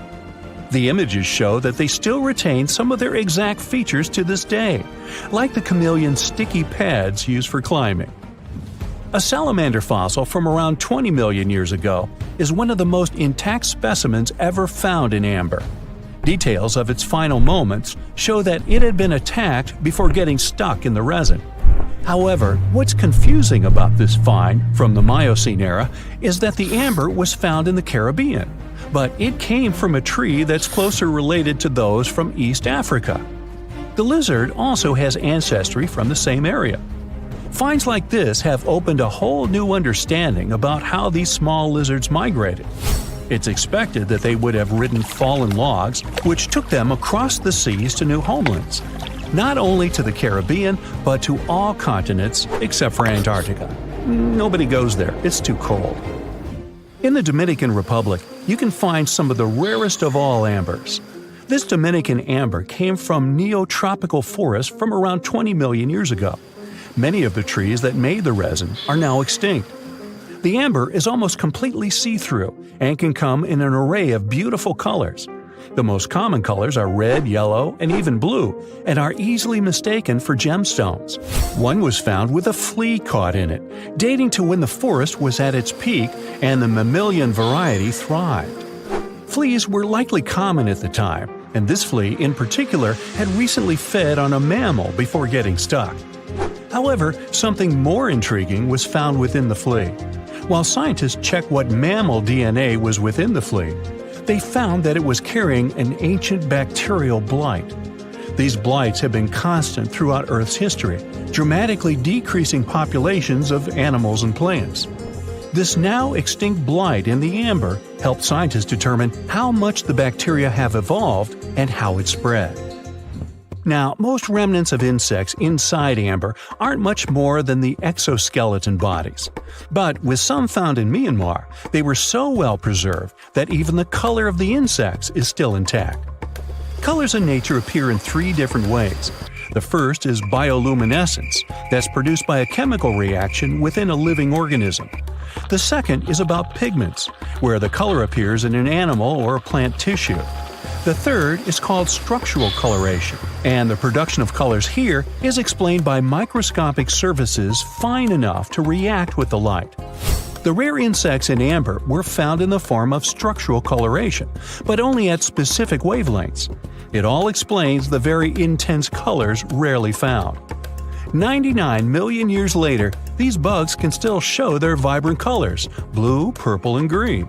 Some of them appear so different in color and shape that they almost look like they're from another world. Which of course they are, a very old one. Ants have been around for about 168 million years, based on fossil evidence provided. They're well known for their social hierarchies and their hive mind system. They've dominated almost every corner of the insect world, but when these social capabilities came about have been difficult to determine. Yet, recently, amber dated from 100 million years ago has shed some light into their evolution. Several amber pieces have preserved various ant types, including the worker ants, guardian or soldier ants, and even a queen ant. Before these pieces were found, it was estimated their social nature occurred millions of years later. A piece of amber dated 100 million years ago helped shed light on the evolution of birds. A perfectly preserved bird that hatched preserved in amber was already equipped with its flight feathers. With the earlier physical abilities, they would be capable of moving around the nest by themselves at a very young age, and it's expected they could search for their own food almost immediately. But as birds continue to evolve and spend more time in the skies, their brain developed larger for their cognitive abilities. After hatching, their early development was then more focused on the brain, and the chicks slowly became more reliant on their parents over time. In Spain, a massive treasure trove of amber and other fossils has been found. Inside, there were remnants of an entire ecosystem that existed 110 million years ago. A bunch of individual fossils were found. The vast collection includes many types of insects, mollusks, arachnids, plants, 50 different dinosaur bone fragments, feathers, and hair from mammals, and a McDonald's burger wrapper. Nah, just kidding. With the abundance of findings, it's helped researchers understand the ancient terrestrial ecosystem that once existed. With loads of specific details of the environment, they've reconstructed the swamp. This way, it's now possible to experience what it was like in the world of dinosaurs. We've all been afraid of the dark at some point in our lives, haven't we? I mean, do you remember getting tucked into bed by your mom or dad after they read you some scary fairy tale with monsters and dragons or even dinosaurs? But just as your parents were about to turn the lights off and silently step out of your room, you remembered. What if there was something hiding under your bed? Or worse, what if some spooky creature was stuck somewhere in the closet? You could probably get up and check, but it was too dark out there. Wouldn't it be great to have some source of light that would come from within your body? You could always use it whenever you get surrounded by darkness. Unfortunately, as humans, we aren't able to do that. But there are a bunch of creatures out there that can, in fact, light themselves up. That's thanks to a little something scientists call bioluminescence. Animals and fish living in the ocean tend to have this talent more often than others. And you can find these creatures anywhere, close to the surface or deep down at the bottom. 2.5 miles deep if you have a knack for numbers. These creatures use their light for a lot of things, like communicating with other members of their species, luring in prey, and even scaring away enemies. Bioluminescence is basically an organism's ability to emit its own light. Chemistry has a lot to do with it. Such animals use two chemicals, one called luciferin and the other called luciferase. Add a bit of oxygen and bam! Light! Should you ever wonder if you actually observe bioluminescence or if someone just dropped a glow stick in the ocean, be on the lookout for neon blue, green, or even red sparkles in the sea. They're usually spread over a large area. This can even make the water look like glitter or a starry sky. You can thank squid, tiny crustaceans, and algae for this romantic atmosphere. Now, I've got another unusual phenomenon for you. How about a golden waterfall? I'm not kidding, it actually exists, and it's a natural phenomenon. To see it, you have to drive to Yosemite National Park to the Horsetail Fall. Make sure to plan your trip in winter or early spring. That's the only time during the year when you can see this awesome phenomenon. It doesn't need any scientific explanation. It's nothing more than sunlight at dusk hitting the waterfall in such a unique way that it makes it look like a river of lava. Or gold, your choice. That's the reason why during this time of year, the Horsetail Fall is also named the Fire Fall. Unfortunately, this phenomenon is becoming less and less visible within the years, mostly because of drought and other issues connecting with the melting of snow. So, should you ever decide to visit, keep an eye on the waterfall since the effect is very brief. Ever heard of a dirty thunderstorm? It's also called volcanic lightning. Apparently, specialists looking into the phenomenon have yet to fully grasp what it is. When a regular thunderstorm happens, particles with positive and negative charges collide, hence the giant spark we call lightning. It also makes a lot of noise, which you can recognize as thunder. But when a volcano is erupting, some of the volcanic ash particles get electrically charged, and while getting projected into the air with a huge force, they collide and cause electrical discharges. This whole process makes it look like there's lightning coming from the volcano itself. Imagine all that ash, gas, and smoke coming from the crater, and then add some electricity to the mix. It'll make the whole picture look really bizarre. No wonder this phenomenon is called the dirty thunderstorm. Now, How about clouds that look like waves? Those are called asperitas clouds, and they're actually quite close to the ground, unlike your regular day-to-day clouds. The name comes from the word aspero, which in Latin translates to rough or uneven. On rare occasion, you may spot such clouds when the weather is calm, but they're mostly associated with thunderstorms. These clouds appear during unstable atmospheric conditions, and surprisingly, they don't produce rain. Even though they do resemble dark storm-like clouds, they also create random patterns, tricking your eyes into thinking you're looking at the surface of the sea from under the water. Another impressive kind of cloud is called mammatus clouds. What makes them so special is a series of bulges emerging from the base of each cloud. One such cloud enters a level in the atmosphere where the wind direction changes. You can see these wave-like patterns in the sky. Australia is the place for you if you like surfing, but not all the waves you can catch there are made of water.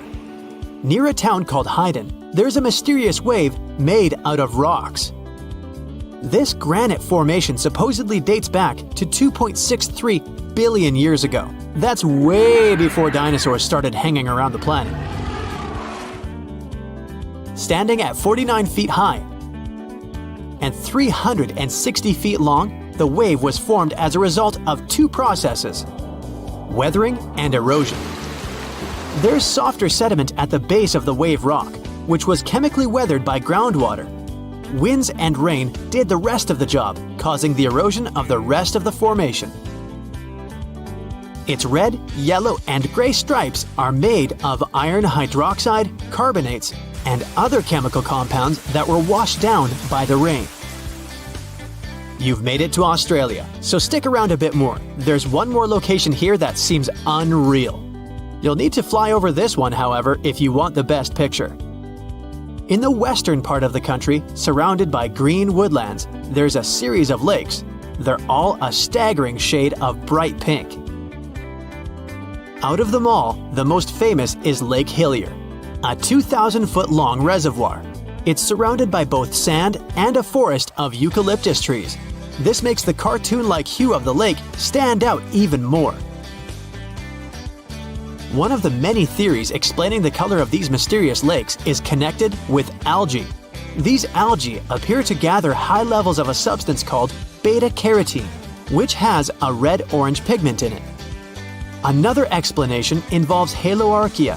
Those are microorganisms that sometimes look red. Even if you don't enjoy flying, the lakes are great for taking a swim. They're not toxic, even though they have loads of salt in them. This means you'll be able to stay afloat easily, and the water won't damage your swimsuit. During winter up north in Canada, a bizarre phenomenon happens at Lake Abraham in Alberta. Underneath the frozen surface, you can spot some weird objects that look like frozen jellyfish. It's definitely not the case, as these creepy formations are just frozen methane bubbles. Those are pockets of gas that were trapped underwater and got stuck there after the lake had frozen. They appear when leaves and grass fall into the water and bacteria digest them. This process transforms them into methane. This phenomenon is as beautiful and strange as it is dangerous. The pockets of methane can easily become highly flammable. When the temperatures rise during the spring, the ice melts and these bubbles start popping and fizzing. It's a spectacular sight to observe. Picture a lake filled with soda. Remember not to bring any source of fire. It can be very dangerous for visitors. You can check out these types of lakes all across Canada's Banff National Park. Nature often tends to make its own music. Just listen to the sound of crickets at night, or the soothing noise of a waterfall. But in Bucks County, Pennsylvania, there's a strange geological phenomenon which takes nature soundtracks to a completely different level. These are called the ringing rocks, and scientists still can't explain their unusual behavior. If you strike these rocks with a heavy object, like a hammer or another rock, the stones will make a ringing sound, as if they were hollow, but they're not. What makes the ringing rocks even more bizarre, apart from the mysterious sound they make, is that no animal wants to hang around there. Even though the rocks are surrounded by a thick forest, scientists haven't managed to trace any animal activity in the area yet. Even more striking is the fact that despite all the trees around the rocks, you won't find any leaves lying on the boulders. What makes these rocks so unappealing for both animals and vegetation is still up for debate. A piece of whale rib has recently been found in a North Carolina mine. Not a big deal, some might think. Hey, why can't a whale be a miner, right? But this fragment offers scientists a unique glimpse at the interactions between prehistoric sharks and whales from around 3 to 4 million years ago. The thing is, 3 tooth marks embellish the rib. That means that the whale was once badly bitten by an animal with a super powerful jaw. Judging by the spacing between the tooth marks, and it reaches almost 2.5 inches. This animal could be a mega-toothed shark. I'm talking about the megalodon. Or it could be a different shark species which was around at that time. The curvature of the shark's jaw shows that the animal was relatively small, between 13 and 20 feet long. Yeah, small. As for the whale, it seems to be the ancestor of a great blue or humpback whale. Researchers are amazed. You don't usually expect to find evidence of animal interaction and behavior preserved in the fossil record.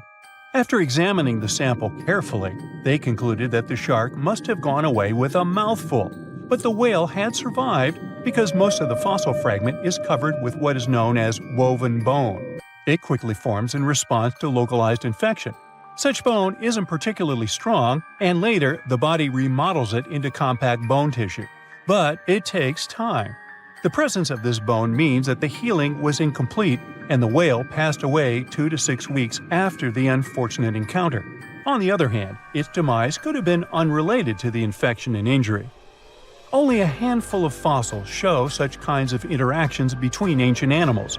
You can often find bite marks on fossils indicating where the animal passed away and its carcass was scavenged. But this fossil is one of a few examples that not only show a wound inflicted by another animal, but also demonstrate that the prey survived. All fossils are exciting for paleontologists. Yes, they need to get out more. But some might look terrifying to regular people. For example, look at this picture of tentacle arms and octagonal-shaped heads. When it first appeared in mass media, internet users claimed that it was some ancient organism that had come from space. Others thought the story was fake, but in fact, both the picture and the fossil are real. The fossil is known as a mortality plate, a fossilized representation of a mass extinction event of one or several species. The fossil actually contains more than a dozen specimens of a type of marine organism called a crinoid.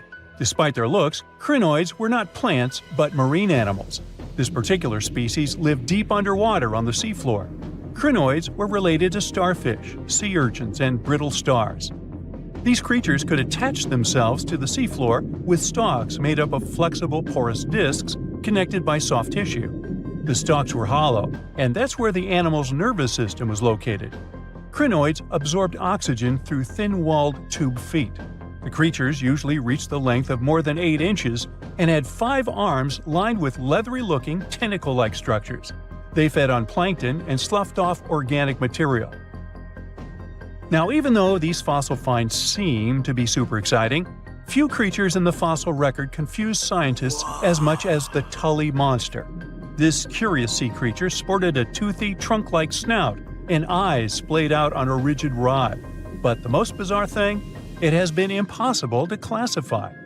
Researchers have been considering a variety of organisms, for example, segmented worms, swimming slugs, and primitive eel-like creatures, since the monster was discovered in 1966.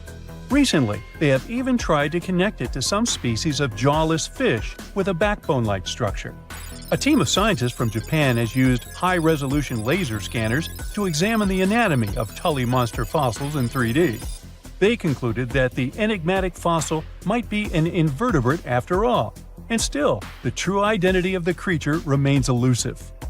In the 1950s, amateur fossil hunter Francis Tully found a ghostly imprint of a torpedo-shaped organism with a huge tail fin in the Mizon Creek fossil beds in Illinois. Tully had never seen anything similar to the torpedo structure. He took his find to Chicago's Field Museum of Natural History. Paleontologists working there were baffled as well. Since then, scientists haven't been able to determine where the creature fits on the phylogenetic family tree, or where they should spend Thanksgiving. In 1741, an explorer and captain named Vitus Johansen Bering led an expedition to map the coast of Alaska. The ship he was on got shipwrecked on what later became known as Bering Island, and they got hungry. Half the crew survived thanks to the discovery of an extremely large sea cow. With the meat of these animals nourishing them, the sailors managed to build a small ship from the wreckage and return home. On their way back, a scientist who was among them spent his time documenting the animals and plants they had found. The sea cow was particularly interesting because without it, the crew wouldn't have survived. These animals were more than 26 feet long and weighed around 10 tons. All sea cows are members of the order Sirenia, marine mammals more closely related to elephants than cows. The scientists described them as having black skin, a small head, and stubby forelimbs. Those sea cows floated on the water's surface, munching on kelp. After the information about these animals became widespread, sea otter fur trading expeditions made use of that convenient depot en route. Sea cows were docile and could be easily hunted. Long story short, within 27 years after the scientists mentioned those animals, they were driven to extinction. But it's not the saddest part. The fossil record reveals a much deeper and darker history. Fossils of sea cows have been discovered all over the world, from Japan to Mexico. It means that the animal once thrived in the vast kelp beds around the entire North Pacific Rim.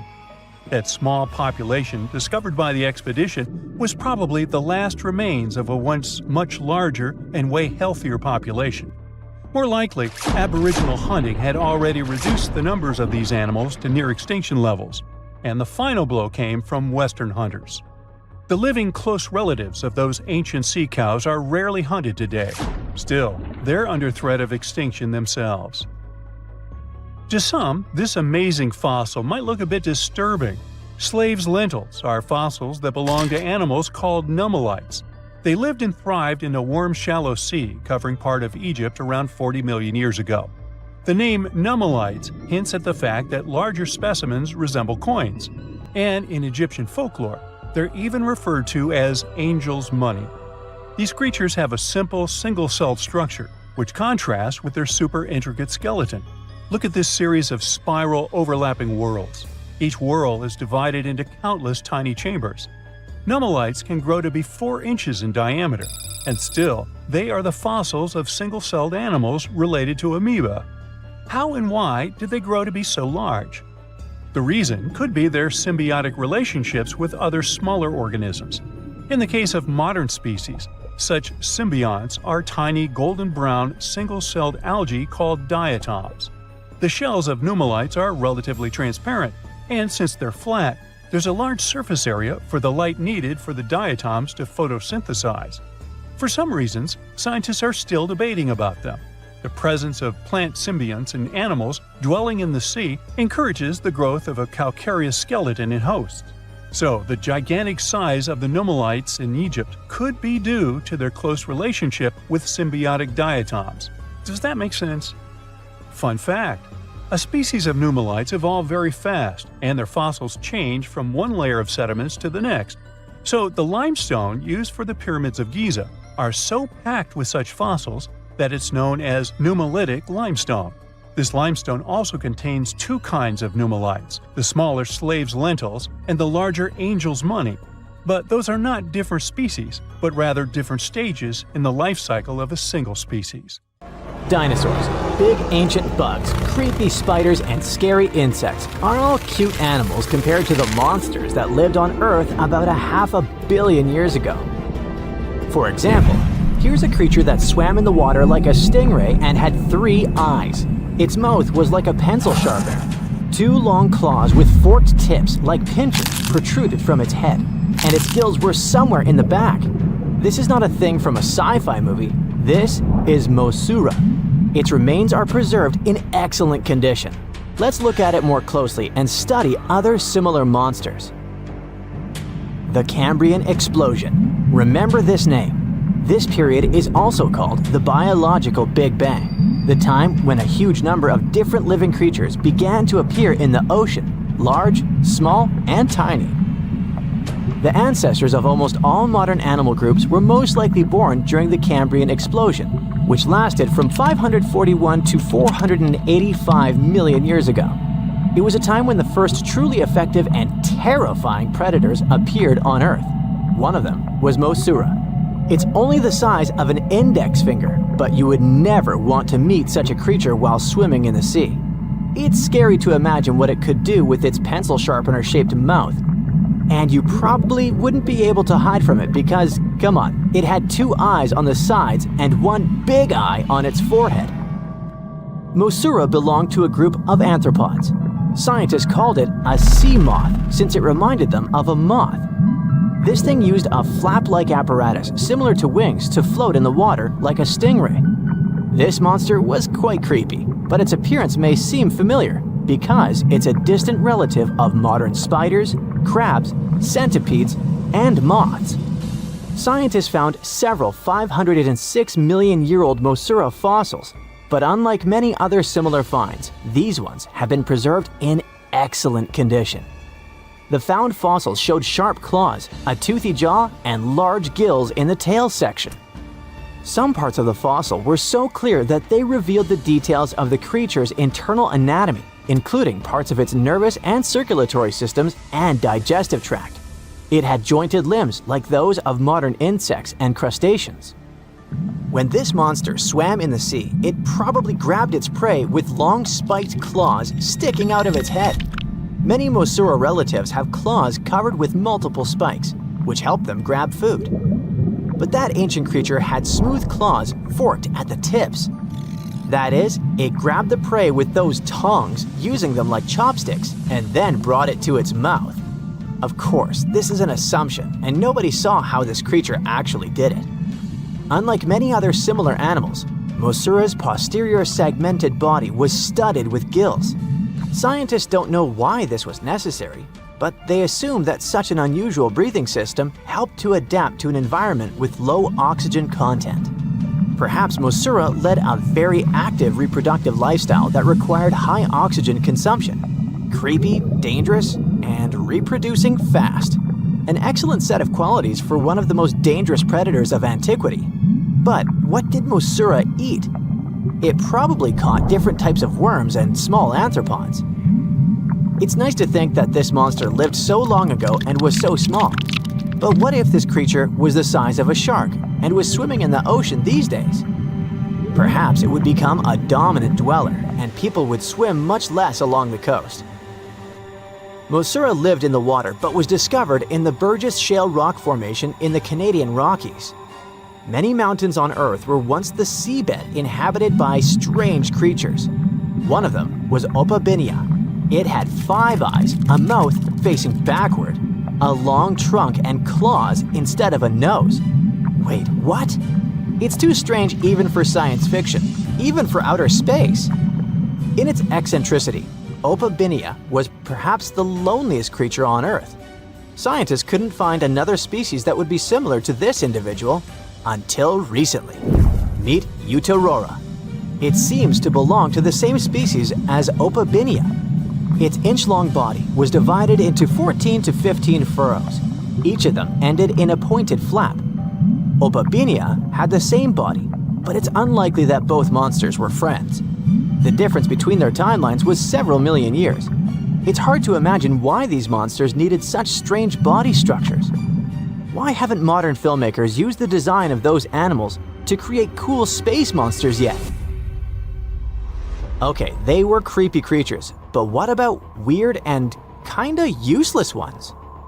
Scientists have discovered Su, a legless creature with no head turned inside out. Huh? This 444 million-year-old creature was found in South Africa, north of Cape Town. They called it Su after the discoverer's mother. In fact, it's some kind of new arthropod species that may have lived in low-oxygen waters. This creature was turned inside out, and the outer shell with the legs and head was lost. Thanks to mineralization, muscles, tendons, and even Su's intestines were preserved on the fossil. It's a great success to find such detailed remains of an ancient creature. However, scientists still can't determine the evolutionary history of this species. They're sure that it was a primitive marine arthropod. Okay, we can see that 500 million years ago, Earth was filled with creepy monsters, which fortunately are now extinct. But what about trees? Were they the same as we see now? Or was there something else? Something creepy? Oh yeah. Scientists have discovered a new kind of living organism similar to a tree or a mushroom. It was gigantic and had a very minimalistic design. Meet the Prototaxites.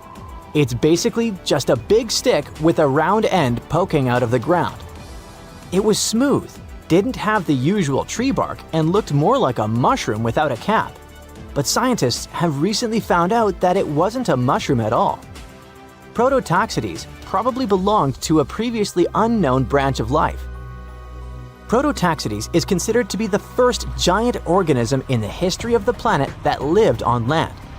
It existed about 420 to 375 million years ago during the Devonian period. It was the time when plants began to spread across dry land, forming large forests. Over time, they began to grow leaves and form roots in the ground. Then, the first seed plants appeared. The real colonization of land began. The first arthropods, such as centipedes, arachnids, and other unpleasant creatures, began to walk among those forests. Meanwhile, the water was filled with a huge biodiversity. There was a giant supercontinent on the planet, and smaller parts began to break off it. During this period, Prototaxites towered over the land. Some of these things reached 26 feet high and 3 feet wide. It's like a 3-story house and as thick as a palm tree. But what was it? A plant? A mushroom? Algae, perhaps? Scientists discovered them in the middle of the 19th century, but only in 2007 did they conduct chemical analysis. Research showed that it was most likely a giant mushroom, but in 2025, scientists refuted this conclusion. It turns out this may have been an unknown life form that existed separately from the kingdom of fungi, animals, plants, and protists. Scientists noticed that the inner part of Prototaxites consisted of a number of tubes. There are similar tubes inside mushrooms, but the tubes of that ancient living thing branched and joined differently. They even had a different chemical composition. The main building block of mushrooms is chitin, but the Prototaxites contained chemicals similar to lignin, a substance found in the bark of trees and other plants, and its anatomy differs from the structure of any other organism known to us. What were they doing on Earth? Just chilled and enjoyed the bloom of life? Did they produce some kind of fruit, like a banana with eyes and claws? Scientists don't know. What if it was something that was brought to Earth from outer space? What if they were flowers planted by another civilization? What do you think? Divers have found something incredible in a Florida sinkhole, and it was… Stop, we need to leave a warning here. You're about to hear some pretty unusual scientific information. This knowledge will make you the smarty pants in your friend group. But there's also a risk that they'll look at you as a nerd. So perhaps it would be better for you to keep this knowledge a secret. In any case, it won't be superfluous. So, you know that scientists divide the history of our planet not only by time periods, but also by which animals lived at a certain time. For example, 2,000 years ago, Earth was inhabited by the blobfish, and scientists call this time the blobfish period. It's a joke, there's never been such a period, but you get the gist. The period between about 419.2 million and 358.9 million years ago is called the Devonian period, or the Age of Fish. Do you know why? Because the first fish began to appear on the planet. The Paleogene is the period of large mammals. The famous Jurassic period marks the appearance of giant dinosaurs, which we often see in the movies. Even now, we live in a certain period called the Quaternary period. It began about 2.6 million years ago and continues to this day. This is the time of humans and modern animals. So the next time somebody asks you what time it is, You can just answer. It's the Quaternary period. In short, the names of these periods depend more on what creatures inhabit the planet. The longest period is the Precambrian period, or Age of Early Life, the time when life on the planet started to form. Soft-bodied worms and jellyfish swam in the ocean, while microorganisms lived on land. This period occupies almost 90% of the Earth's total geological time. It started about 4.5 billion years ago and ended 540 million years ago. Oh, it's still a video about divers, don't forget. We'll get back to them soon. Considering all these periods, do you know which one is of the most poorly studied? A period about which scientists know almost nothing, especially about the animals that lived at that time. This is the Irvingtonian North American land mammal age. It lasted from about 1.6 million to 250,000 years ago. Scientists have very few fossils that belong to this time, but recently, everything has changed. In the USA, there's the Steinhatchee River, which stretches for several tens of miles in the area of Big Bend, Florida. And just 500,000 years ago, there was a sinkhole instead of the river.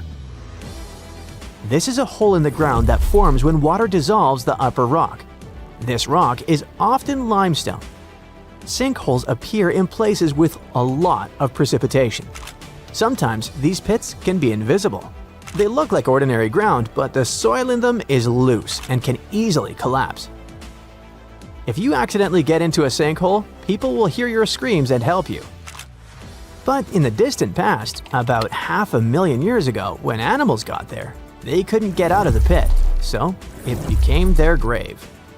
After many, many years, a river appeared here, and then several fossil collectors decided to check out this place and discovered a real paleontological treasure in it.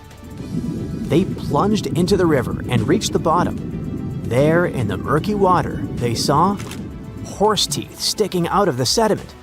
It'd be pretty scary to find for many of us, but for these guys, it was the jackpot.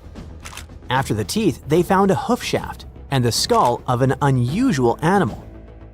At that moment, the collectors realized they had made a major discovery. Over the years, the sinkhole at this place had been filled with sedimentary rocks. Then, the river compacted all this mass, which made it possible to keep everything inside the sinkhole in good condition. Many animals got trapped in this pit 500,000 years ago, and only now have people managed to get them out. More precisely, what's left of them. Divers have found more than 500 fossils belonging to ancient animals, including unknown species. They got well-preserved bones of ancient horses, giant armadillos, sloths, and a new species of tapir. The Florida Museum examined the remains and determined that they belonged to the poorly studied Irvingtonian North American land mammal age. Most of all, scientists were struck by two finds in this collection. The first was the remains of a giant armadillo-like creature, and the second was the skull of an ancient tapir. In case you didn't know, this is a very cute pig-like mammal that has a short trunk like an elephant. Divers in Florida found the remains of a distant ancestor of this animal, which may be a new unknown species. Most of the fossils in the sinkhole belong to early Caballine horses, a subgroup that includes modern domestic horses. The remains of horses are so well preserved that scientists have seen signs of wear on their teeth. This will allow experts to understand the diet of these ancient creatures. We often hear news about people finding the remains of ancient animals or dinosaurs in caves, ravines, or at the bottom of lakes. But imagine if they found such remains in a museum. It all started in the early 2000s, north of the Florida border in southwest Georgia. There was a mine where workers mined clay.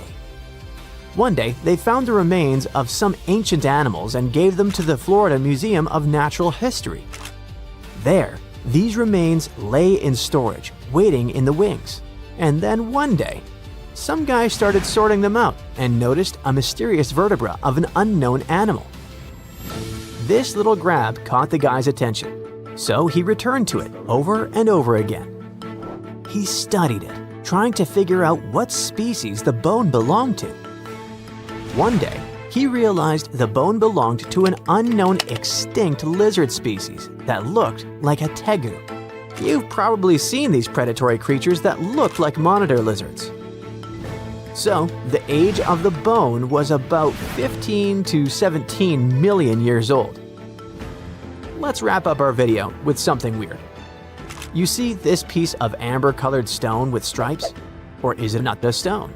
It looks like an ancient seashell.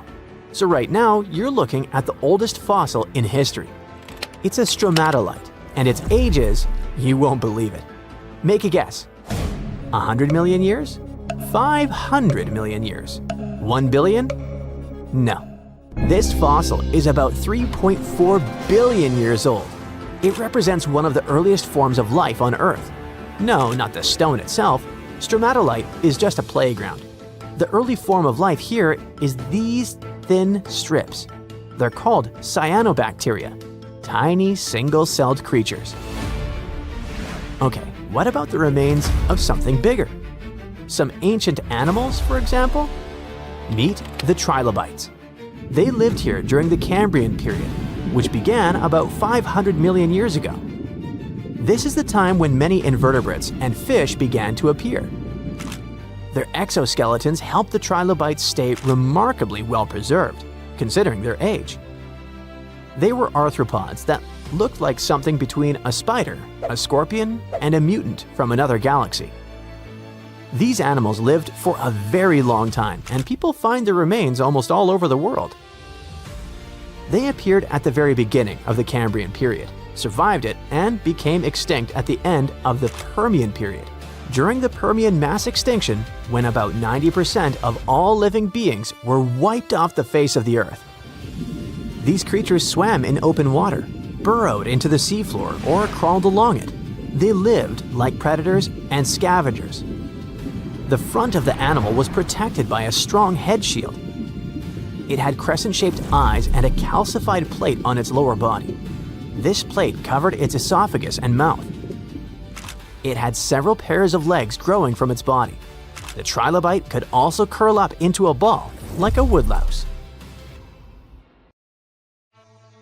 So, check out this creature. What do you think this thing is? Is it a plant, an animal, or maybe even some kind of wild fungus? At first glance, this fossil could pass for any of those ancient life forms. And honestly, scientists have been scratching their heads over it for over 150 years. But now, it looks like we might finally be cracking the case on this unknown species discovery. A long time ago, during the Devonian period, plants were just starting to grow on land. The tallest trees were only a few feet high, and animals hadn't even evolved backbones yet. Back then, massive natural towers up to 26 feet tall and 3 feet wide, looking like branchless cylindrical tree trunks, were rising from the ground. Hey, what a contrast with trees back then. When scientists first discovered fossils of those towering organisms, they were totally confused, as these strange prehistoric creatures didn't look like anything they'd seen before.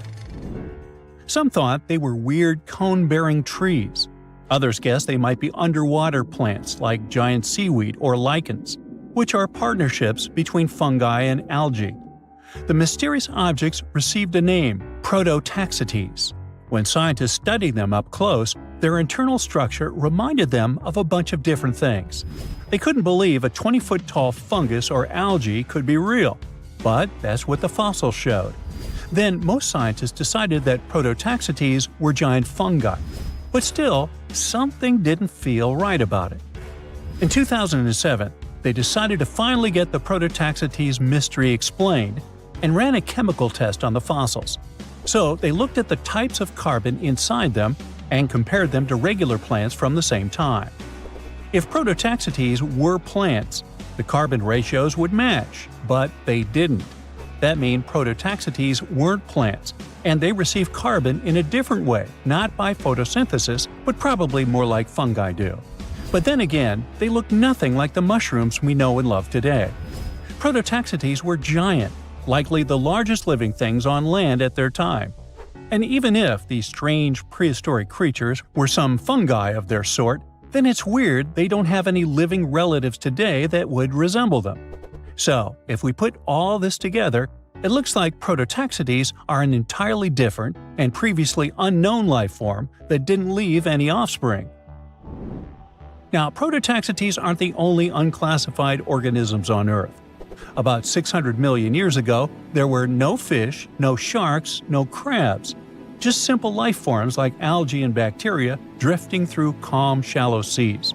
But some seriously strange creatures, completely unlike anything we see today, lived among them. They looked like underwater ferns, stood perfectly still, and absorbed nutrients straight from the water. These bizarre life forms were rangeomorphs. They ruled the oceans that were thick with nutrients back then. So rangeomorphs didn't need mouths, eyes, or muscles to survive and just soaked up whatever they needed. Some of them were as small as a finger, and others grew as tall as 6.5 feet. But as Earth entered the Cambrian period, the oceans became much more competitive. Fast-swimming creatures with limbs, eyes, and jaws showed up and ate the same food faster, and maybe even ate the rangeomorphs themselves.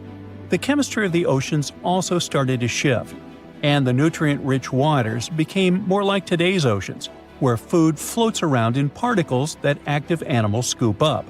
So the rangeomorphs vanished forever, but scientists still find their fossils all over the world, preserved in ancient rock. They had an incredible fractal design, a pattern that repeated itself at every level, from the smallest branches to the full body. Using fossil clues, researchers built 3D computer models of what rangeomorphs looked like. They found out that these strange prehistoric creatures filled their space in a nearly perfect way. They were like optimized living sponges. But scientists still can't agree on where exactly rangeomorphs fit on the tree of life. At first, they argued over whether they were plants, animals, fungi, or something completely different. Now, most agree they were primitive animals, though they were so different that they might deserve their own unique branch, what scientists call a clade. And then there was Dickinsonia, another prehistoric creature that was so strange that scientists couldn't even agree on what it was for nearly 100 years. Some thought it was a giant single-celled amoeba. Others thought it was a type of lichen, or maybe a failed evolutionary experiment. This bizarre life form lived about 558 million years ago, long before dinosaurs, sharks, or even insects showed up. After many years of studies, Australian researchers finally got proof that Dickinsonia was an animal, and possibly the oldest one scientists have ever found. They solved the mystery thanks to really well-preserved fossil fat molecules stuck in the rock near the White Sea. These molecules were a type of cholesterol, the kind of fat found in animal cells. If cholesterol is present, it almost certainly came from an animal, sort of like animal DNA. Dickinsonia lived millions of years earlier than scientists had previously thought, and didn't look anything like modern animals. It had no head, no mouth, no arms, no legs, and definitely no organs. It was oval-shaped, like a giant pill bug or flattened jelly bean, with weird ridges running across its body. Some were tiny, but others grew up to 5 feet long, the size of a person. It didn't swim or walk, but was just lying on the seafloor, soaking up nutrients from the water or absorbing stuff through its skin. It was tricky to identify because most fossils came from high-pressure rock, where heat had destroyed all the delicate organic stuff scientists needed to study. To get to the good fossils, researchers had to rappel down 300-foot cliffs, dig out huge blocks of sandstone, throw them down, wash them, and then repeat the process. And inside one of those sandstone slabs was the fossil that changed everything. That helped finally confirm that Dickinsonia was an animal, which proves that complex animal life existed before the Cambrian diversification, where tons of new animals with bones, eyes, and limbs suddenly appeared. Scientists think the spot where they found these fossils might hold more clues about ancient life. For a long time, scientists had no clue what other group of ancient life forms, slime molds, were. These weird jelly-like blobs that pulse and ooze on rotten logs and forest floors aren't fungi like mushrooms, though people thought they were for years. It turns out they're more like amoebas, squishy, single-celled organisms that can move around. There are over 900 species of slime molds all over the world. You'll find them in soil, leaf litter, and especially on decaying wood. Scientists found them trapped in amber from 100 million years ago, and it looks just like modern slime molds. Scientists still know very little about how slime molds interact with other species, what role they play in ecosystems, or how they think without a brain, nerves, or a control center. But somehow, they can make decisions and adapt to their surroundings. It makes them a lot like social insects, like ants or bees, where no single bug is in charge, but the colony still works together as a smart group. Even without brains, scientists have trained slime molds to solve mazes just by responding to chemicals and learning from their environment. One way these organisms learn is through a process called habituation. It's sort of like how you get used to cold water after jumping in a lake, or stop noticing an annoying buzzing noise after a few minutes. That's your brain helping you tune out something harmless. Some slime molds can do this too. If they get in nasty conditions, like salty, dry, acidic environments or chemicals, they'll avoid them at first. But if there's food on the other side, they'll eventually get used to it and push their way through. And if you let slime mold go dormant and wake up a year later, it still remembers how to deal with salt. They even seem to be able to decide where to go based on where they found food in the past. With more and more unknown species discoveries, scientists can paint a better picture of Earth's biological past. At first, researchers thought their cameras were glitching. It was the only possible thing that could explain the weird view in front of them. Scalding water was blasting upward while cool methane was fizzing out right beside it. Such a combo wasn't supposed to even exist, but it did. Scientists were exploring the ocean floor near Papua New Guinea when they stumbled across a weird deep-sea hotspot. It wasn't like any other hotspot. There, super hot and cool methane-packed gas were bubbling out almost side by side. This almost never happens in nature, so the researchers were pretty shocked. They were cruising around with a deep-diving robot, the Rove Keel 6000, poking around underwater volcanoes in a remote island chain. These volcanoes hide all sorts of strange features, but nobody expected to find a full-on hydrothermal vent just tucked down there. Plus, other research trips had passed through the area before and missed it completely. This time, the robot's cameras lit up the seafloor and revealed a bizarre view: boiling vents and cold gas seeping out of the seabed. They were practically touching each other. As you understand, normally these two things show up in totally different places. Hot hydrothermal vents form when underground water gets cooked by magma and shoots upward, carrying minerals with it. Methane seeps, on the other hand, come from cold, mushy layers of sediment packed with old organic matter. This stuff slowly breaks down and leaks out as gas. But at this spot, the geology created a perfect mashup. Under the volcano sits a thick layer of organic-rich sediment. Magma creeping up from below heats these sediments, but at the same time, it also heats mineral-rich water deeper down. So you get two very different fluids, blazing hot vent water and cooler methane gas. Still, both are traveling upward through the same cracks in the seafloor. When they reach the surface, they escape just inches apart. So you end up with this bizarre little neighborhood where boiling mineral water and chilly methane bubbles are hanging out like best buddies.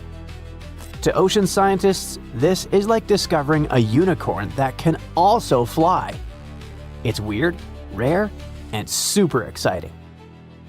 An even more exciting thing is that right next to those weird hot and cold vents, an entire mini-world of creatures has taken over the rocks. The place is packed with huge clusters of deep-sea mussels, long tube worms, little shrimp and amphipods crawling everywhere, and even bright purple sea cucumbers sitting out in the open. The animals are so crowded together that it's hard to even see the rock underneath. Scientists are pretty sure some of these creatures are totally new to science, but they need a special trip just to identify everything living there. The strange mix of hot fluids and methane-heavy gas also changes the rocks themselves. The methane down there is super concentrated, while hot water coming from deeper inside the volcano brings chemicals with it. Together, they create unusual reactions underground. Because of this, metals like gold and silver have built up in the rocks, along with elements like arsenic, antimony, and mercury. It's like a chemical time capsule. The rocks show signs of an older, super hot phase when precious metals were forming. Today, the vents are cooler, but still active. Now, even though this deep sea area is rare and full of life, it isn't safe. Mining already happens nearby, and waste from the huge gold mine on Lahir gets dumped into the ocean. On top of that, companies have licenses to explore the seafloor for minerals and gas.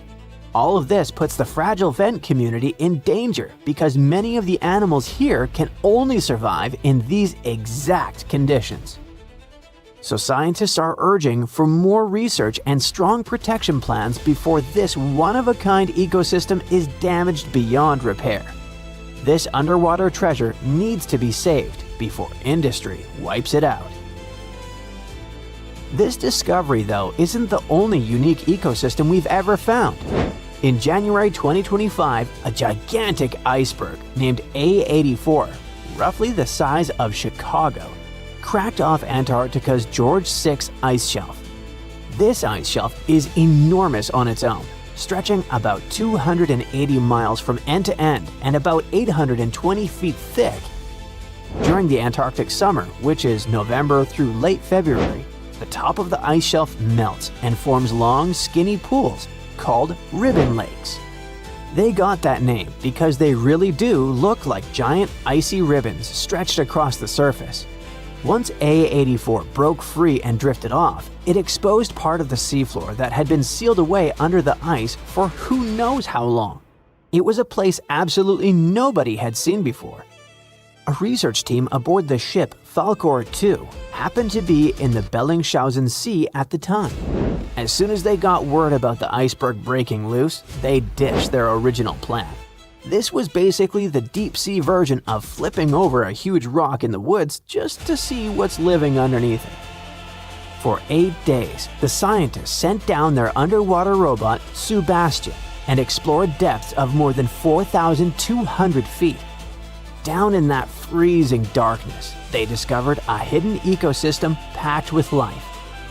Huge corals and sponges formed underwater neighborhoods that were absolutely crawling with creatures.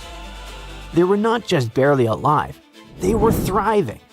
So yeah, the scientists expected to find something down there, but they definitely didn't hope to spot a full-on underwater city of ancient life. There were sea anemones that looked like tiny fluffy trees, sea spiders marching around like creatures from other planets, ice fish, octopuses, and a whole mix of other animals. The entire expedition was live-streamed to researchers around the world. By the way, the recordings are still publicly available if you're interested. Even cooler, the researchers think some of the creatures they saw might actually be brand new species. That's right, genuinely new species in Antarctica in 2025. A few might live only in this one area, and that makes sense because Antarctica is basically its own isolated planet. It's surrounded by the Antarctic Circumpolar Current, which acts like a giant watery moat that has kept the continent cut off from the rest of the world for millions of years. But even if the new species ended up being known ones, the scientists still found some extremely rare animals, like tiny snails, bristly worms, aka polychaetes, little crustaceans, and even the mysterious phantom jellyfish, which already looks like something from outer space.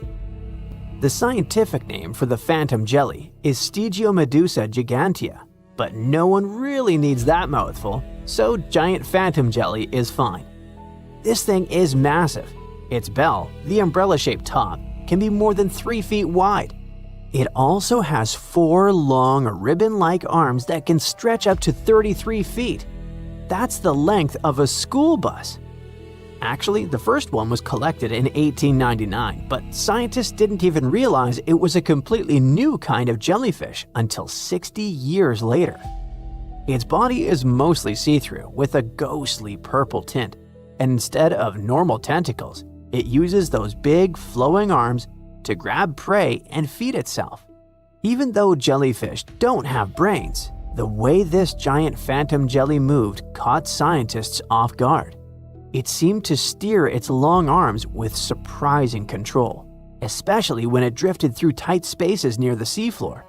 It looked cautious and almost intentional, which is kinda unsettling.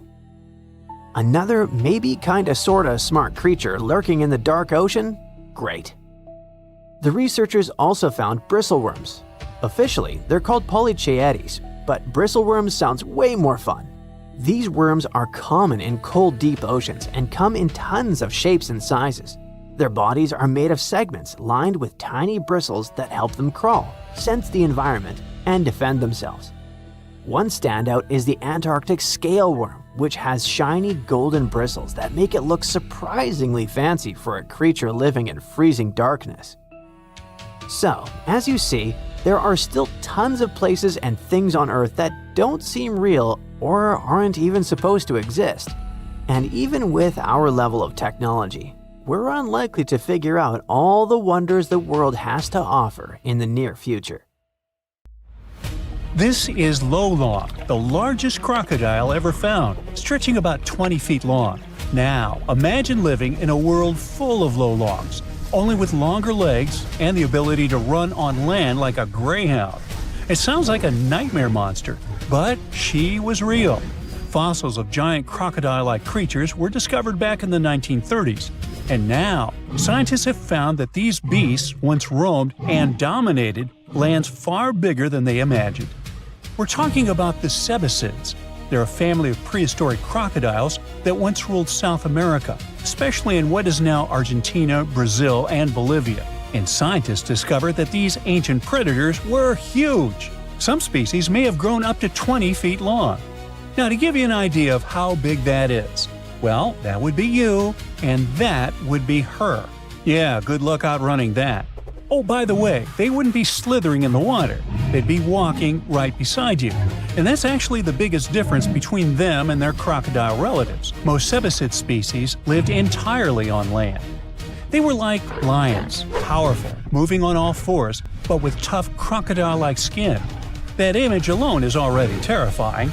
But it gets worse when you figure these guys were fierce predators and we could have easily ended up as part of their dinner. Everything about them was perfectly built for the chase. They had narrow, dinosaur-like skulls and long legs that helped them sprint after their prey. They especially liked sloths and rodents, but honestly, with those sharp saw-like teeth, well, anything that crossed their path didn't stand much of a chance. And if one of their victims tried to fight back, well, that would have been a big mistake. Most of these crocodile ancestor species had tough, bony plates under their skin that worked like natural armor. They were seriously tough, but don't worry, you don't have to fear them. Luckily, for us at least, these beasts aren't roaming the earth anymore. According to Jonathan Block, a paleontologist at the Florida Museum of Natural History, these mysterious predators may have been the last of the Nodosuchians, a broad group of reptiles that first appeared back in the Jurassic period. Yep, these bad boys shared the planet with dinosaurs. That is, until the asteroid hit the Earth about 66 million years ago. Dinosaurs went kaput, and mammals took over. They became the land animals, but their path to the top wasn't exactly smooth. They still had to deal with the cebicids in South America. That's right, those tough crocodile-like predators actually survived the asteroid disaster. They also ruled and stayed at the top of the food chain until around 11 million years ago. Or at least that's what scientists thought, until they started finding strange fossilized teeth in the Caribbean. Uh-oh. Let's go back about 30 years when researchers uncovered two roughly 18 million year old teeth in Cuba. They had a tapered shape and tiny sharp serrations, perfectly designed for tearing into meat. There was no mistake. Scientists were looking at something that belonged to a top predator. But the question was, who? Had they found a fossil of an ancient giant croc? Well, maybe.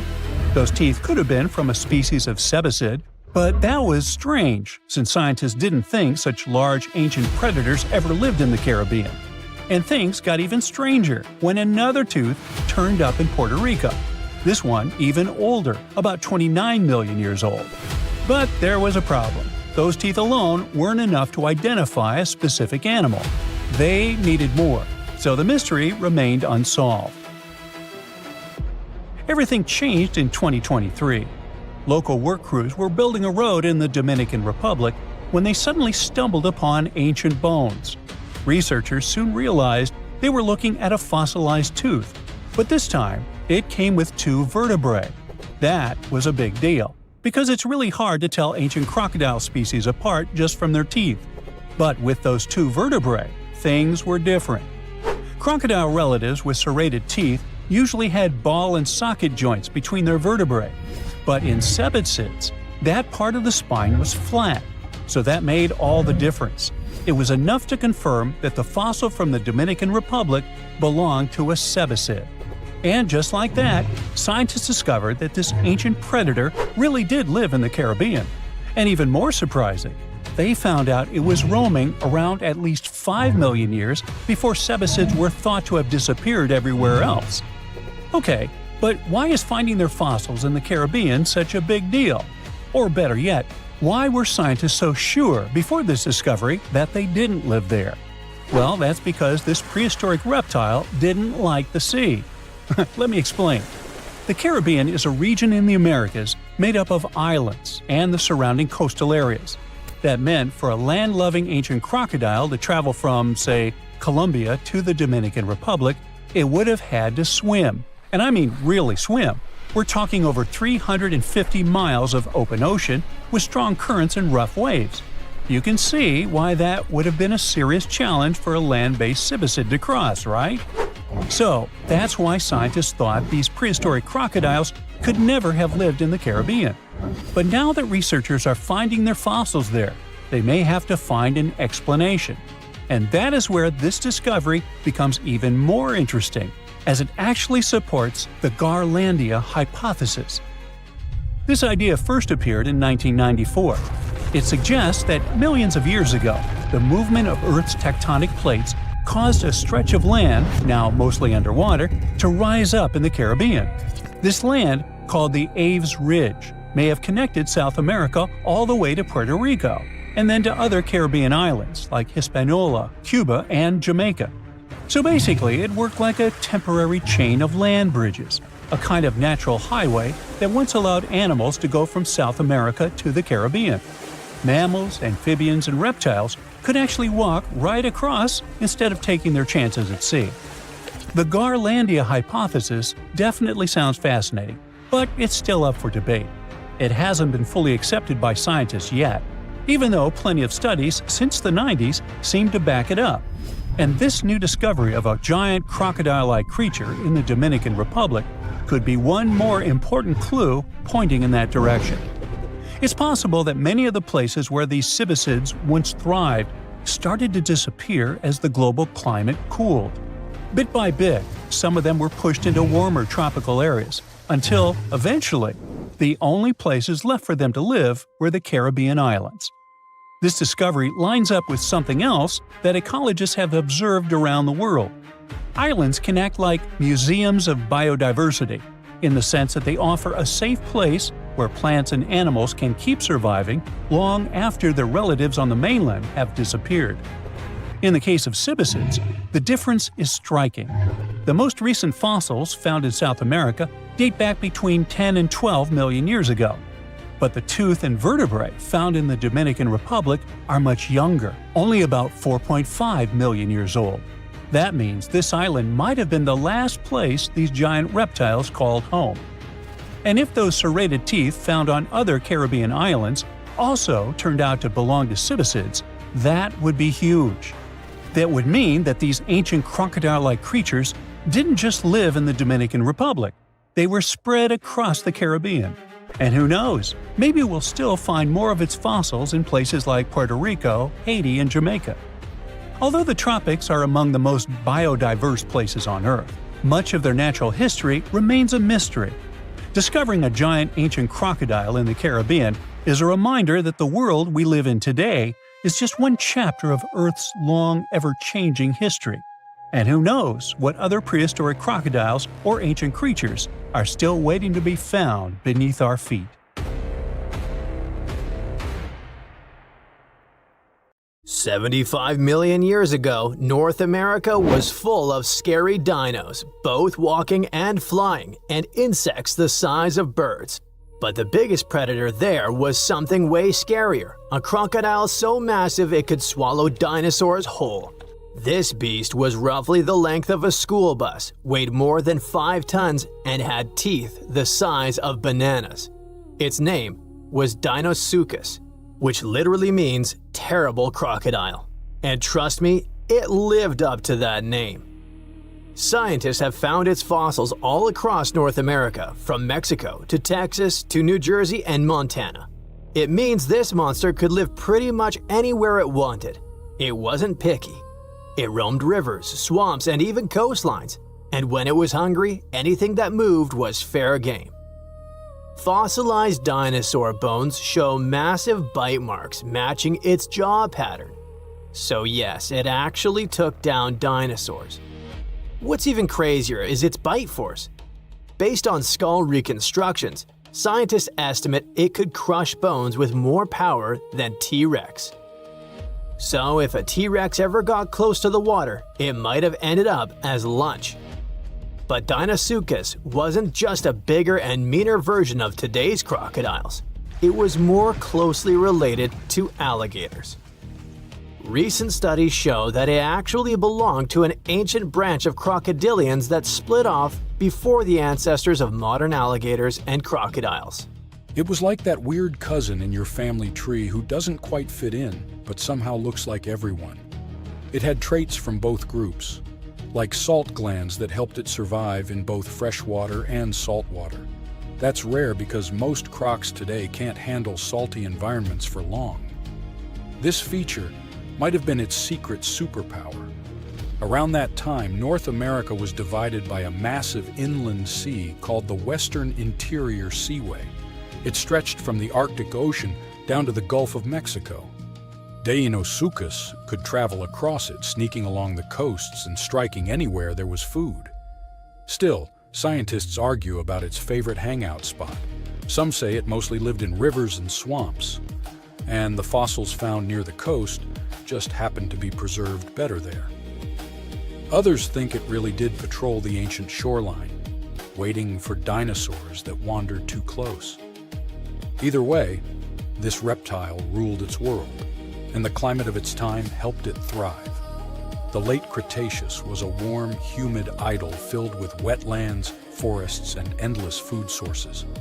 Giant turtles, fish the size of cars, and whole herds of herbivorous dinosaurs gave Deinosuchus an all-you-can-eat buffet. As long as the ecosystem stayed stable, it could keep getting bigger and bigger, and it did. Throughout Earth's history, huge crocodiles have evolved again and again. It's like nature's favorite blueprint for apex predator. Even today, Nile crocs and saltwater crocs are living proof that this ancient design still works perfectly. Some scientists even joke that crocodiles are basically dinosaurs that decided to chill and wait it out. They survived mass extinctions while most other big reptiles vanished. Deinosuchus wasn't so lucky and went extinct around 73 million years ago, most likely because the environment changed and its food sources dwindled. But the ocean is still full of mysteries. Maybe some gigantic croc-like beasts are still lurking out there. And while we're guessing, let's look at some other prehistoric creatures that make scientists rewrite what they thought we knew about life on Earth. First up, we have the Dragon of Death. Don't even make me pronounce its full name, Thanatosdracon amaru. Scientists found its bones in western Argentina, in formation layers called the Platier Formation. From about 86 million years ago, the late Cretaceous. This creature wasn't just big, it was gigantic for a flying reptile. Judging by some of its bones, it has a wingspan somewhere between 23 and 30 feet. That's like a small plane wing outstretched.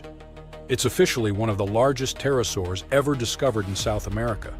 Its fossils are pretty well preserved, including parts that are usually squishy and fragile in flying reptiles like vertebrae and limb bones. This gives scientists clues not just about how it moved, but about what ecosystems were like back then. Looks like it enjoyed marshy floodplains, big open skies, and plenty of prey below. Our dragon likely used its size to its advantage, either going after small dinosaurs or scavenging. The fact that this massive creature managed to evolve wings capable of flight is just crazy. Next, we've got a creature that looks like a mix of a dino and a skunk to me, Stegosaurus elengasen. Scientists found fossils of this cool guy in southern Chile among rocks deposited about 75 million years ago. The thing that hits you first, let's hope, not literally, is its tail.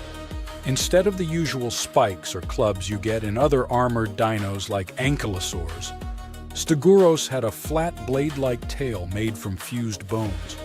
It looked almost like a weird paddle or frond. Scientists compare it to Aztec ammunition because of that blade structure across the tail's rear half. It wasn't huge, only about 6.5 feet long, but what it lacked in size it made up for in weirdness and cleverness.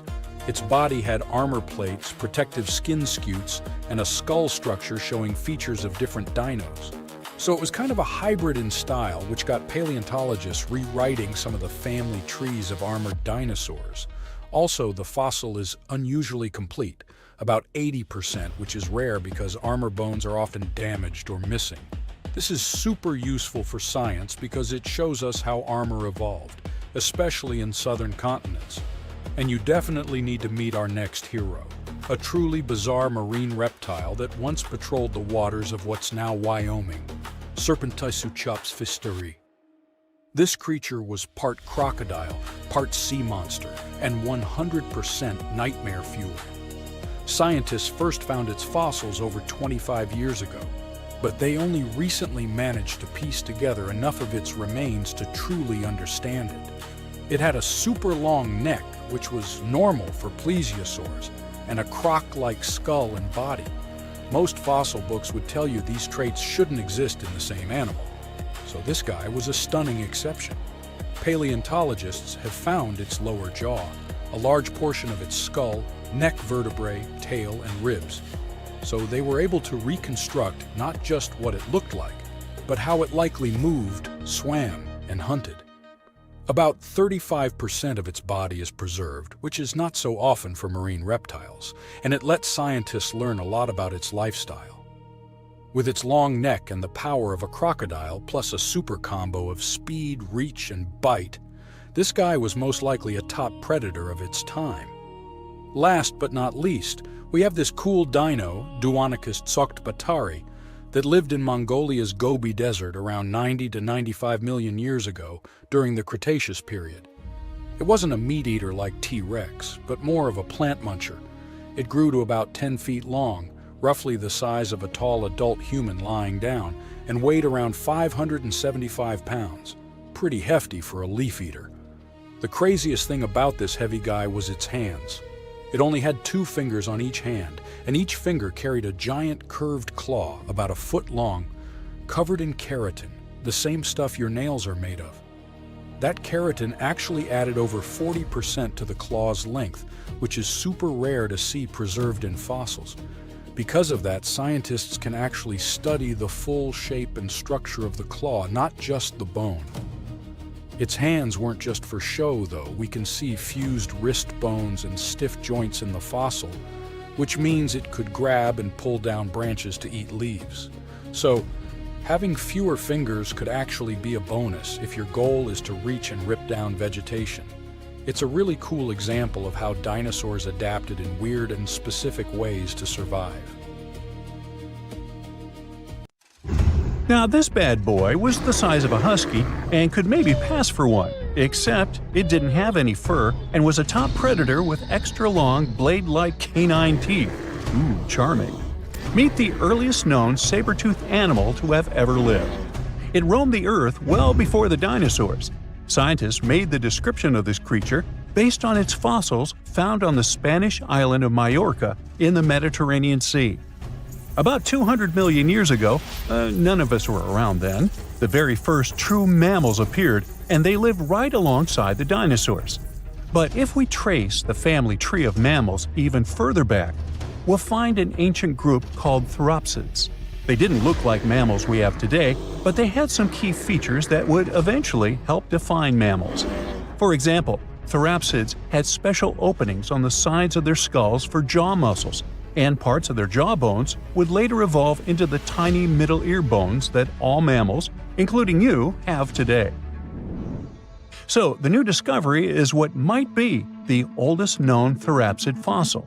The fossil, which doesn't have an official species name yet, belongs to a group called Gorgonopsians. Those guys are more closely related to mammals than they are to any other living animals. Some of them were as small as cats, and others were as massive as polar bears. Gorgonopsians had some very mammal-like traits, like different types of teeth for different jobs. But unlike mammals, these ancient predators kept replacing their teeth, even their giant saber-like canines, over and over during their lives. Hey, that would be handy. Until now, the oldest Gorgonopsian fossils we knew about were around 265 million years old. But this new fossil is even older, dating back between 270 and 280 million years. The find was super detailed and complete, including its sharp knife-like fangs, part of its jaw, pieces of its spine, ribs, tailbones, and toe bones, plus most of one of its back legs. Even though the creature's skull wasn't complete, the scientists think it was about 7 inches long, and the animal itself would have been around the size of a medium-large dog, weighing between 66 and 88 pounds. But other than that, it didn't really look much like a dog. Even though it had some lizard-like features, calling it a lizard dog is totally wrong. Mammals and reptiles do share a super ancient ancestor from about 320 million years ago, but their evolutionary paths split a long time ago. When the newly found creature was alive, the island of Majorca was right in the middle of the gigantic supercontinent Pangaea. Back then, this area went through super wet and super dry seasons. Scientists have always wondered if major moments in mammal history happened in tropical places like this, but we just didn't have the right fossils to prove it. Now, with the discovery of the oldest known Gorgonopsian in Majorca, the missing pieces of the puzzle are coming together. It looks like some huge steps in mammal evolution could have happened in low-latitude environments we haven't explored much yet. The so-called gap in the fossil record might just be because paleontologists weren't looking in the right spots. Our hero of the day wasn't the only cool guy rocking the planet before dinos settled in. Over 500 million years ago, the weirdest predators to have ever existed ruled the oceans. The name is a bit tricky to pronounce, so I'm not going to. Okay, it's Anomalocaris, but it just literally means unusual shrimp. This creature looked nothing like anything alive today. Scientists think it was the first true apex predator, the orca of its time. Anomalocaris was massive for its era, as it grew up to 3 feet from its sharp grabbing arms to the tips of its tail fins. For a while, everyone thought trilobites were its go-to meal, but new research shows it wasn't strong enough to crack open trilobite armor. So instead, it was a speedy, agile hunter with awesome vision, and it often picked off soft-body animals that zipped through the open water. Now, another really cool creature from pre-dino times is a fish that could walk on land. Tiktaalik lived in marshy rivers that looked a lot like today's Amazon rainforest. It could grow up to 9 feet long, and it found its prey in rivers and inlets like a modern-day freshwater crocodile. It had a flexible neck and even some early versions of lungs, and thanks to them, it could survive both in water and out of it. Why fish like Tiktaalik started moving toward land about 395 million years ago is still a bit of a mystery. Around that time, the ancient supercontinent called Gondwana was drifting closer to the land that would become North America. This slow movement created lots of shallow, swampy habitats, which were perfect places for crocodile-like animals to thrive. Plus, these areas were near the equator, so they were warm and tropical. But there wasn't a lot of food waiting for them on land, so maybe they moved there for safety reasons. There were fewer predators and better spots to lay eggs there compared to the water. Creatures first adapted to living in open water, then shallow water, then marshes and river edges, and only after a long, slow transition did they finally step fully onto land. Now, how about a millipede the size of a small car and weighing as much as a large dog? This beauty lived over 300 million years ago in what is now England. Back then, during the Carboniferous period, Earth's atmosphere had way more oxygen, over 26%, compared to today's 21%. Scientists used to think the high oxygen levels were the only reason these creatures could get so big. But back then, they found a new fossil from a time when oxygen wasn't that much higher than today. They discovered it purely by accident, when a boulder split just right and revealed one of the most complete and largest giant millipede specimens ever. This one could have lived not just in swampy areas, but also in open woodlands filled with tasty seeds, nuts, and maybe even small animals. There's a chance that this beast wasn't a slow, plant-munching crawler, but a predator that would snap up whatever it could find. After dominating the Earth for about 45 million years, the giant millipedes eventually vanished. Probably the reptiles pushed them out, clearing the way for the age of the dinosaurs. Now, in case you ever wondered what would happen if you crossed a polar bear with a saber-toothed cat, here's the answer. This guy ruled the southern ecosystems after migrating 7,000 miles across the supercontinent Pangaea around 252 million years ago. It had a tough skin like a rhino's and massive canines, perfect for tearing away huge chunks of meat, and it was an excellent runner. Once it got to its new home in what is now South Africa, it replaced a whole group of local predators. But its glory didn't last long, as closer to the end of the Permian period, massive volcanic eruptions made the weather patterns change and wiped out about 90% of all species. And because top predators are usually big, slow to grow, and not super common, they often vanish among the first when massive extinction events hit. And that's how our guy here went extinct. Our final creature of the day was a dragonfly that lived around 300 million years ago and had a wingspan of over 2 feet, 6 long, spiny legs, and huge, bulging eyes, Meganjura. This 4-winged giant is most likely the largest flying insect that ever lived, and it easily outsizes today's dragonflies, which are its distant relatives. Like modern dragonflies, Meganjura like to hang out in open areas near ponds and slow-moving streams. But unlike today's dragonflies, it wasn't just catching tiny bugs. This guy was likely the top predator in these open spaces.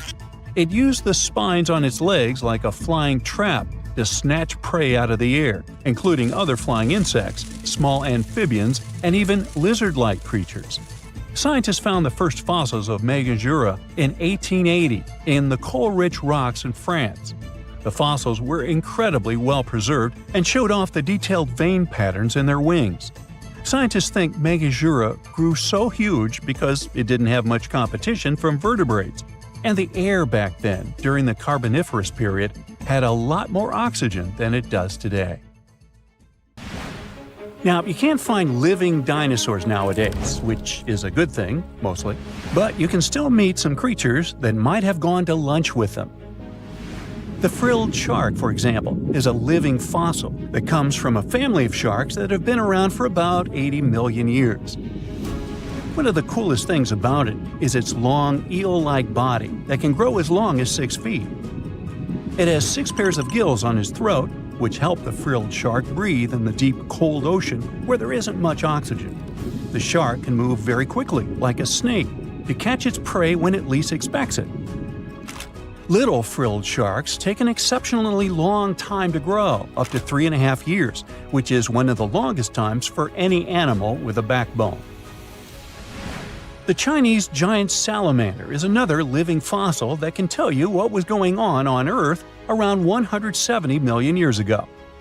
Now, when I say tell, I really mean it, as it can make sounds like hisses, whistles, and barks, and even a noise that sounds like a crying kid. The biggest Chinese salamander found so far weighed 130 pounds, as heavy as 2 Dalmatians, and was almost 6 feet long. Giant salamanders like to be alone. Hey, I want to be alone. And will chase away other salamanders from their space, except when it's time to start a family. During the day, they hide and sleep under rocks. They can make a special substance from their skin that keeps predators away. Now, gharials are reptiles that have been around for about 38 million years. They live in India and Nepal in slow-moving, muddy rivers. Sadly, there are very few gharials left in the wild, less than 100. These creatures can't control their body temperature, so they need to sunbathe to get warm or cool down in the water if they get too hot. Their eyes are close together and face forward, which helps them see in 3 dimensions and judge distances more accurately. Gharials also have a transparent third eyelid that protects their eyes when they're underwater. They have over 100 sharp teeth, but they can't chew their food. Instead, they use their strong jaws to grab prey and then, swallow it whole. The alligator gar is a fish that has a family history of more than 100 million years. It still has some cool features from ancient times, like being able to breathe both air and water. It also has a special spiral-shaped intestine, like a shark. The alligator gar is one of the biggest and heaviest fish in North America. Just like an alligator, it has a long body and snout, plus a row of sharp teeth. But instead of legs, the gar has fins to help it swim underwater. The tuatara isn't a lizard as you might think, and isn't a dinosaur either. This New Zealand resident is one of the most unique animals in the world. Scientists love studying tuataras because they can help us understand how today's lizards and snakes evolved. One of the coolest things about the tuatara is its third eye, called a parietal eye, on its head. It has its own lens, retina, and a nerve that connects it to the brain. Scientists think it might help the tuatara know when it's light or dark outside and absorb sunlight to make vitamin D or help them keep their body temperature exactly right. Tuataras can live an extraordinarily long time, up to 100 years. Cassowaries are the youngsters on our list, as they've been around for only 60 million years. They have some things in common with dinosaurs, like their 3-toed feet and how they breathe. Cassowaries love to eat fruit, lots and lots of fruit. This love of fruit helps the rainforest, because when cassowaries eat the fruit, their bodies don't harm the seeds inside. As they move around the forest, they spread these seeds, you can guess how, with their own natural fertilizer, helping new plants grow. Cassowaries are big birds, about 6 feet tall and weigh over 100 pounds. They have a special claw on each foot that is 5 inches long, and they can use it to kick real fast. If they feel threatened, they can charge, kick, and even jump on someone. They can also leap up to 5 feet in the air. So, the best thing to do is stay far, far away from where they live.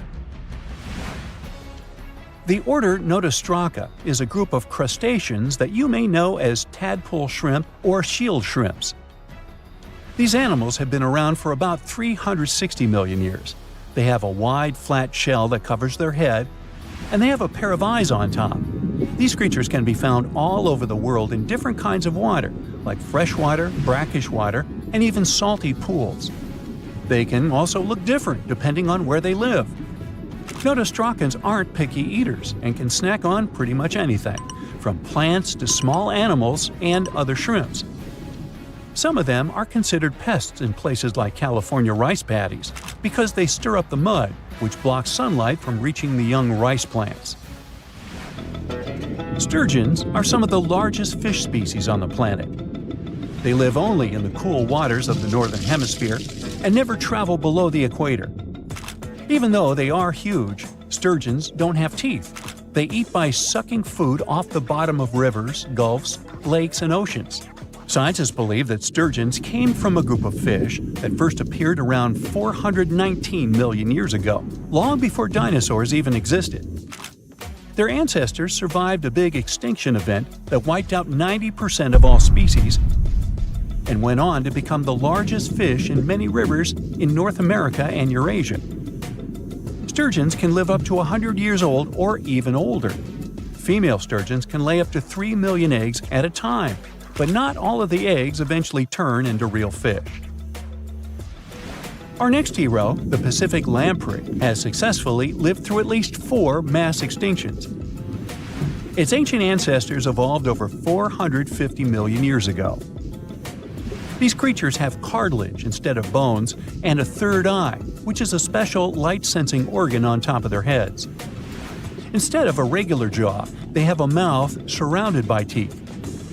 They latch onto prey and sup up body fluids like real underwater vampires.